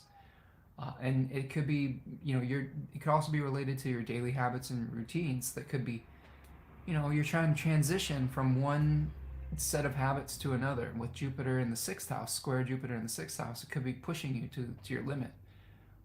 I know our good friend Stephen, the Jupiterian, Sag Rising, was talking a lot about starting a book, and I would encourage you, Stephen, to try to find a way to pace yourself throughout that process so that you don't get burnt out, like with the daily habits that you're trying to establish. Daily habits take time to establish, and when we're trying to bring something new into the world, we have to learn what works for us and what doesn't. There could be some tension between your domestic life and your public life with the full moon coming to fruition in the 10th. Keep in mind too that the ruler of your 10th house is in its exile and its fall with Mercury in Pisces. So if you are normally someone who deals with facts and figures in your public life or in your job, some of those things could be a little confusing right now, and that could be frustrating. But I think it's going to help you to surrender to the process and not necessarily feel like you have to have all the answers right away. Sagittarians, Jupiterians in general, they like having the answers. They like saying, I know this, I know what this means. But sometimes that's not always possible. And sometimes the best thing that you can do is be a good listener. And this is a good time for that, I think, is listen to your life, and what direction it's pointing you towards. And sometimes timing, our plans, we have to make adjustments. We have to have adjustments to the plans that we have. Now, your ascendant ruler, Jupiter, is asking you to find the types of work habits that are going to lead to good health or sustainability. And you may be just having to get a new idea about how to grind through the work. Like if you're starting a new creative process, sometimes you just have to work at it and find what works for you. And adjustments will need to be made along the process. Sometimes you might work yourself a little too hard and forget to sleep or forget to eat. But you need to take care of your physical vehicle and your physical vessel if you want creativity to flow through it. And so you'll have to make adjustments through that process as well. Okay, hopefully that is helpful for you, Sagittarius Rising. Let's talk about Capricorn Rising. Okay, Capricorn Rising, you are having a full moon over your 3rd and 9th house. And we've got that big Pisces stellium forming in the 3rd house of siblings, extended family members, neighbors, short journeys, daily habits, communication. There could be something where you're having to change your belief system and leave an old belief system behind about how you organize your daily life and your habits. And it could also be beliefs that you have about your neighbors, about your siblings, etc. And that could be something that's you're really challenged to change your overarching raison d'etre around with the moon coming full in the 9th house. Oftentimes, Cap Risings have an overall belief in structure and process orientated, but the normal ability to be process driven is a little bit hampered around this full moon period. So surrendering the process and getting in touch with what really motivates you, what is your why, will help you to take actions that will allow you to be the responsible voice of reason in your life eventually. But if you don't have something, the emotional depth that's informing your practical leadership, it can be very difficult to be a good leader. So to be an effective leader, you have to have compassion. You have to be able to see another person's perspective, and you have to take into account room for flexibility that life and the twists and turns of life will bring you. Now, there's a square between Mars and Venus to Jupiter in the 5th from the 2nd house. So there could be a transitory moment in your own resources and your own budget. You could be moving from one job to another, or one budget to another. And that could be putting a little bit of a damper on your own creative process or the way that you seek pleasure. You might have to wait to buy something like that brings you joy because you're transitioning from one way of supporting yourself to another. And that's okay, it's temporary, right? Delayed gratification is actually one of the gifts of Saturn. So if you're leaning into your Capricorn rising, being able to wait until the time is more fortuitous could put you in a better position long term. And I think that every Capricorn or Capricorn rising, if they're really in harmony with the symbolism, is trying to set themselves up for a fortuitous future. Okay?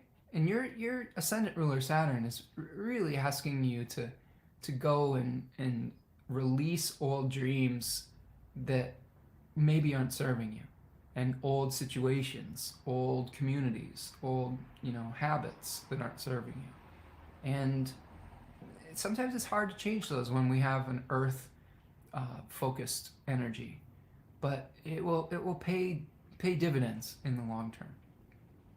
You gotta speak in the language of each of the rising signs, right? Capricorn rising, it'll pay dividends. Your investment will pay off, right?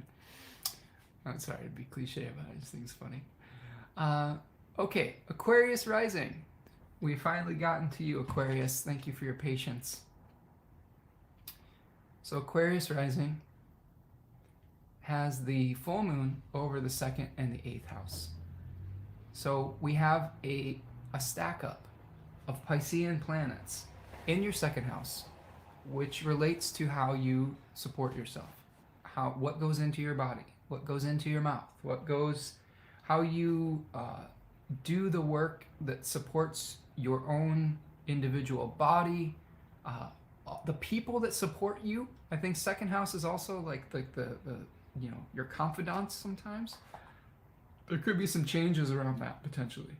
There could be something coming to light with a shared resource, but you need more information before you can make a judgment around it.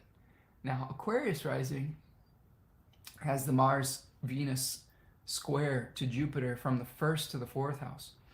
So there could be a lot of changes happening, transitions happening potentially with your own sense of self. And it could be disrupting the routine with your family. It could be encouraging you to make a new start with a family member or with a new home or something of that nature. And you might not be able to have the inner peace that you need in your home life because you are changing. Like I could see this where an Aquarius rising could be going through a lot of personal changes, and your family just doesn't quite get it yet. Which they've probably never quite gotten you, but right? Like we all feel, as Aquarius rising, you probably all feel some sort of like on the outside looking in. But there might be an extra feeling of that within a domestic situation. But recognize that this is temporary and that you're just moving from one state to another. And eventually you'll find the right rhythm or relationship with your living space, with your private life, with your family, etc. Saturn, again, is really encouraging you to release old narratives around your financial situation or how you are supported in life. And you'll probably get a lot of clarity around that after the full moon, and if you don't force the issue. Okay, friends, that is the full moon through the rising signs. So we are going to go back to our little picture here, and we're going to finish up the day by taking a look at a hexagram, and we're going to finish with an animal. So the hexagram that I got for you all here today asked, what is the essence of the full moon in Virgo I in 2024? We got hexagram number 37, which translates to the family. So we just got done talking about relationships with the family with Virgo or with Aquarius rising.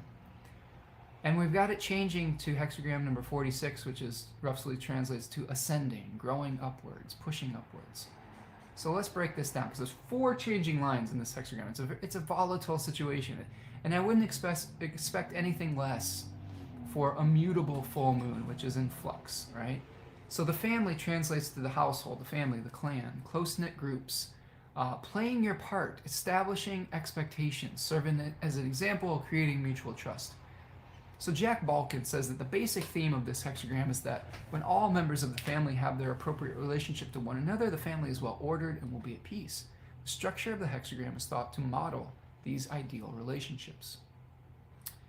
So although the hexagram, I believe it's Shiren, maybe something of that nature, Jiaren, concerns the family. In ancient China, the family was a metaphor and a model for virtually all other forms of social organization. Hence, the hexagram is also about the ideal forms of social life and social relations. Okay, so there might be some reorganization going on within our social structures as well. So we have to live into that answer and play our part. As I talked about earlier within the talk today, we all have a different role to play at different times, and that role can change. The role doesn't have to stay the same. Some people are very good at voicing, their opinions, and other people are better at being support systems at various times. So again, you don't have to pigeonhole yourself into one or the other, but knowing where you are at for your specific skill set and energy level is important to be able to contribute to an effective society, family, etc. So there are 4 changing lines. The first initial changing line says, in closing and guarding the family, regrets vanish. So this talks about having a close-knit group, that in a close-knit group, it's essential that everyone feel accepted and committed to the enterprise, and that when you are accepting of other people, that can lead to trust. And Jack Balkin says, trust leads to loyalty, and loyalty leads to a desire to work for the greater good. So this is really about establishing trust between one another. So maybe through surrendering and acceptance, like this is something we didn't talk about a lot with Pisces, is Virgo may say, this is what's wrong with this, here's what we need to do to fix it. Pisces says, you know what, I'm just going to have to accept things the way they are right now. And through that acceptance, we will be able to find a solution eventually, right? Or that we will be able to feel our way into the answer rather than force it. So I think this is part of this here. The second changing line, it says, not chasing after whim or desire. Remain in the center and prepare the food. Perseverance brings good fortune. So Jack Balkin says, and this is from the book The Laws of Change. This is my favorite translation of the I-Ching. He says, to remain in the center means to cultivate the virtues of modesty and moderation in your actions and desires. To prepare the food means performing everyday labors, living up to your duties, and taking care of others. That sounds a lot like Virgo, doesn't it? Like doing just the everyday work that you need to do without taking on the vastness of the collective challenges. Sometimes to deal with major problems, we need to chop wood and carry water. And this is what Virgo reminds us when we have big stack-ups in Pisces. The other dangers of Pisces is just feeling completely overwhelmed by all of the feelings all of the time. And the remedy to that is just take care of your business. You know, if you're feeling overwhelmed and depressed, you know, take care of your hygiene. Take a bath. Clean yourself up. Do your laundry. Do your dishes. You'd be amazed at how little shifts in your environment can actually change your whole entire mood. This is something I've been taking very seriously lately, trying to clear out the clutter in my life so that I can have a energetically free space, so that when I'm called upon to engage, I will be able to do so from a place of inner and outer organization. The changing line at the 5th place says, the king approaches his family. Do not worry. Good fortune. So this line, Jack Balkin says, it's about treating those under your authority with care and kindness and magnanimity. Behave with dignity and integrity as a great king would, and set a proper example for others to follow. Then all your efforts will meet with good fortune. You know, Joy Usher, which is one of my favorite books, Tiny Universe by Joy Usher, talks about Pisces and Pisceans' role, Jupiter's role. And I wanted to read a quote, if I can find it, from her book, from the Pisces section, because I thought it was really poignant. I thought it was Let me see if I can find it for you. She talks about, here it is. So, whilst human nature is drawn to the fiery enthusiasm of Jupiter's masculine sign, and Sagittarius's enthusiasm for life is certainly contagious, it should be remembered that for the planets in Pisces, the journey within often requires far more intestinal fortitude to search with kindness and to accept the truth when it becomes evident, even if that truth results in exposure to raw emotions. Well, that's pretty powerful right there. Sometimes it takes incredible strength to be kind. Even when you don't want to be kind, when you just are overwhelmed with injustice, when you're feeling wronged, just to come with strong kindness and just allow yourself to feel, sometimes just to feel sadness. I mean, sometimes that's the most positive, enlightened action that you can do, because when we hold on to feelings, oftentimes sadness can be transmuted into anger, or anger can be something that is a mask for deep sadness. And I think that a lot of the anger that we are feeling is just masking deep, deep disconnect and sadness. And I think it's really important for us to feel grief. And Pisces time can be a really important time to just let the tears flow and just to feel the grief for the loss of maybe an ideal, the loss of a dream, the loss of a community, the loss of life. Just grieving is part of the healing process.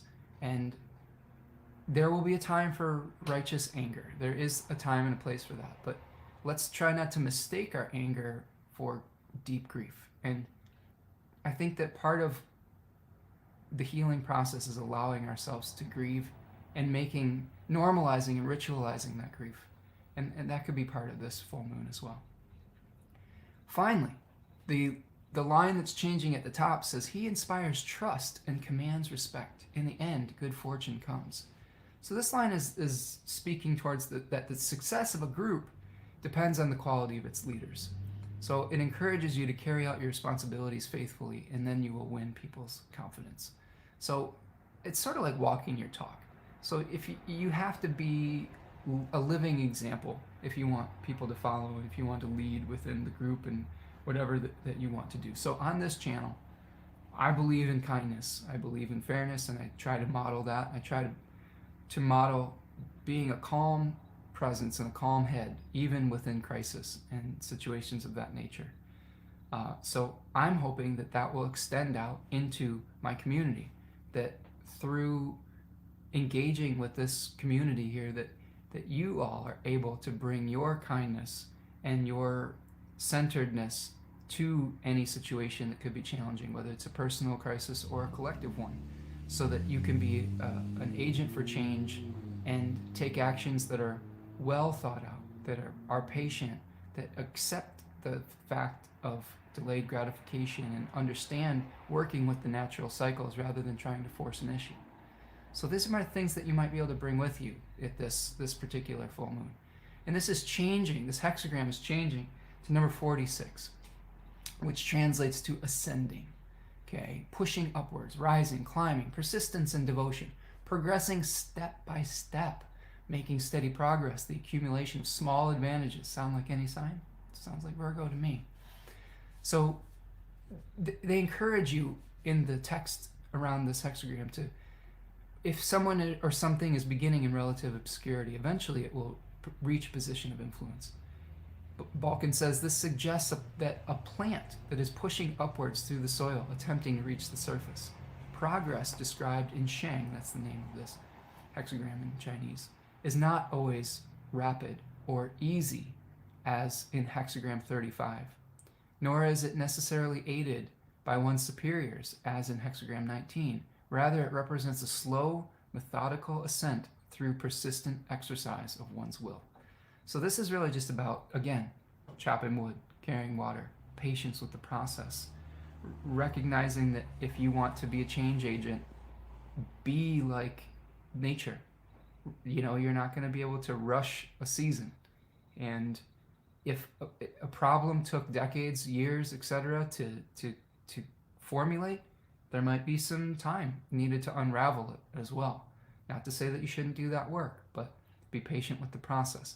If you think about a human life, and you think about how short it really is in comparison to the eons that this planet has been here, it will give you some perspective. You also think about how long a human life is in relationship to some other creatures that inhabit the earth, and how we can be custodians for them, for those other creatures as well. So again, I talk about scale is very relative in the universe. So be patient with the process. Do the work necessary. Don't force the issue. You might not have all the information yet. And finally, we do have an animal that is going to inform us here. And that animal is the shark. So I pull these randomly for the new moons and for different cycles that we're experiencing. And I was surprised to get this one. Although, if I'm meditating on it, I think it could make sense. First of all, we're dealing with a very watery stack-up. We're dealing with the ocean of consciousness. And we have an animal that lives and breathes within that ocean and is actually very effective within that environment. They're very skilled hunters.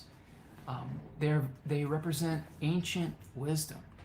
And sharks are interesting. When sharks are not actively hunting, they're actually very placid. They're just kind of gliding along. They're very sensitive to their environment. They play a very necessary role within their ecosystem. They're like the garbage collectors, right? They're taking out the sick animals, they're cleaning up, they're scavengers, many of them. So they play a role within this. I think the shark teaches us that there's a time to be relaxed, and then there's a time to be agitated. And this is perfect for our times right now. It really reflects everything I've been saying here today. Shark sometimes appears to me when I'm letting my frustration and my anger bubble over into situations where it becomes inappropriate, where I can become either too aggressive. Sometimes shark can represent a ruthlessness to us, where we're just pursuing something by all means necessary. Okay, like let's say we get really focused in like a Virgo moon way, where we're really focused on this one particular detail, and we have difficulty seeing really that it's fitting into a larger community of events. So the shark is asking us to breathe in, breathe through the water, right? To be able to immerse ourselves in the collective. Like the ocean's an interesting metaphor for the boundarylessness of experience, because it is this like entity, but all of these things are underneath the surface. So we have to be able to understand all of the mechanisms that are functioning beneath the surface of our life and beneath the surface of our conscious awareness. This is just a time to surrender to the subconscious on some level, and to accept that that's a part of us, and to really try to get clarity as to which of those narratives are operating beneath the surface. And the shark can give us guidance to that. So I think a shark encourages us to be aggressive when it is necessary, but then to glide placidly when that behavior is not necessarily appropriate for the situation. And again, sharks are ancient creatures, so tap into that ancient wisdom part of yourself to be able to see yourself within the context of eons, millennia, centuries, decades, and not just the moment that you're in, and feel connected with the all that is, and see how your actions can have empathy with other human beings, other creatures, other times, non-linear fashion. Sharks don't always swim in the same pattern. They kind of are meandering around the reef, right? And then sometimes they can do something very unexpected. So this might be a time to maybe zig when you were supposed to zag, and maybe you're going outside the rules and not following the rules of engagement. Oftentimes with Virgo full moons, we're like, oh, well, this is how it has to be done. And Pisces says, well, maybe it can be done in this other way. Like if you allow yourself to surrender to the times when the divine has a plan that might be better than your plan. All right, friends. That, I think, is what I've got for you today. Do me a huge favor. please like and subscribe to the channel. You have been listening to Spencer Michaud Astrology here on YouTube and on wherever you're consuming this content today. If you're new here, thank you so much for your contributions to the chat, for your ideas, for your thoughts, for your stories. Those are super important because it helps us contextualize all of our abstract ideas about astrology into the real world. It's so valuable. And thank you for your contributions for the super chats and things today. Again, if you want to make a contribution to the work I'm doing, you can buy me coffee at buymecoffee.com. Sign up for a reading. You can purchase Decan webinars or support my partner at Third Coast Mojo. So, thank you, friends. Really appreciate all of you. Have a great weekend. Have a great full moon. Relax a little bit after the full moon, and then let yourself surrender to the awareness that wants to come through you when we have that big stack up with the Sun, Mercury, and Saturn. All right. Thanks, Katie. Good to see you here, friend. Thank you, Tracy. Nice to see you again here today. Thanks, everyone who's just put nice comments in the chat here. And all right, that is what I've got for you. And we'll see you the next time, okay? Take it easy, everyone. And remember, be kind to one another. Be kind to yourself. Pisces season is a great time to practice kindness. It's not the easiest thing to do, okay? Sometimes it's the hardest, but it can be so valuable to practice that out in your world, especially when we live in a time where the voices of hatred are speaking very loud. You can be the opposing, gentle force to that. All right, friends, take care.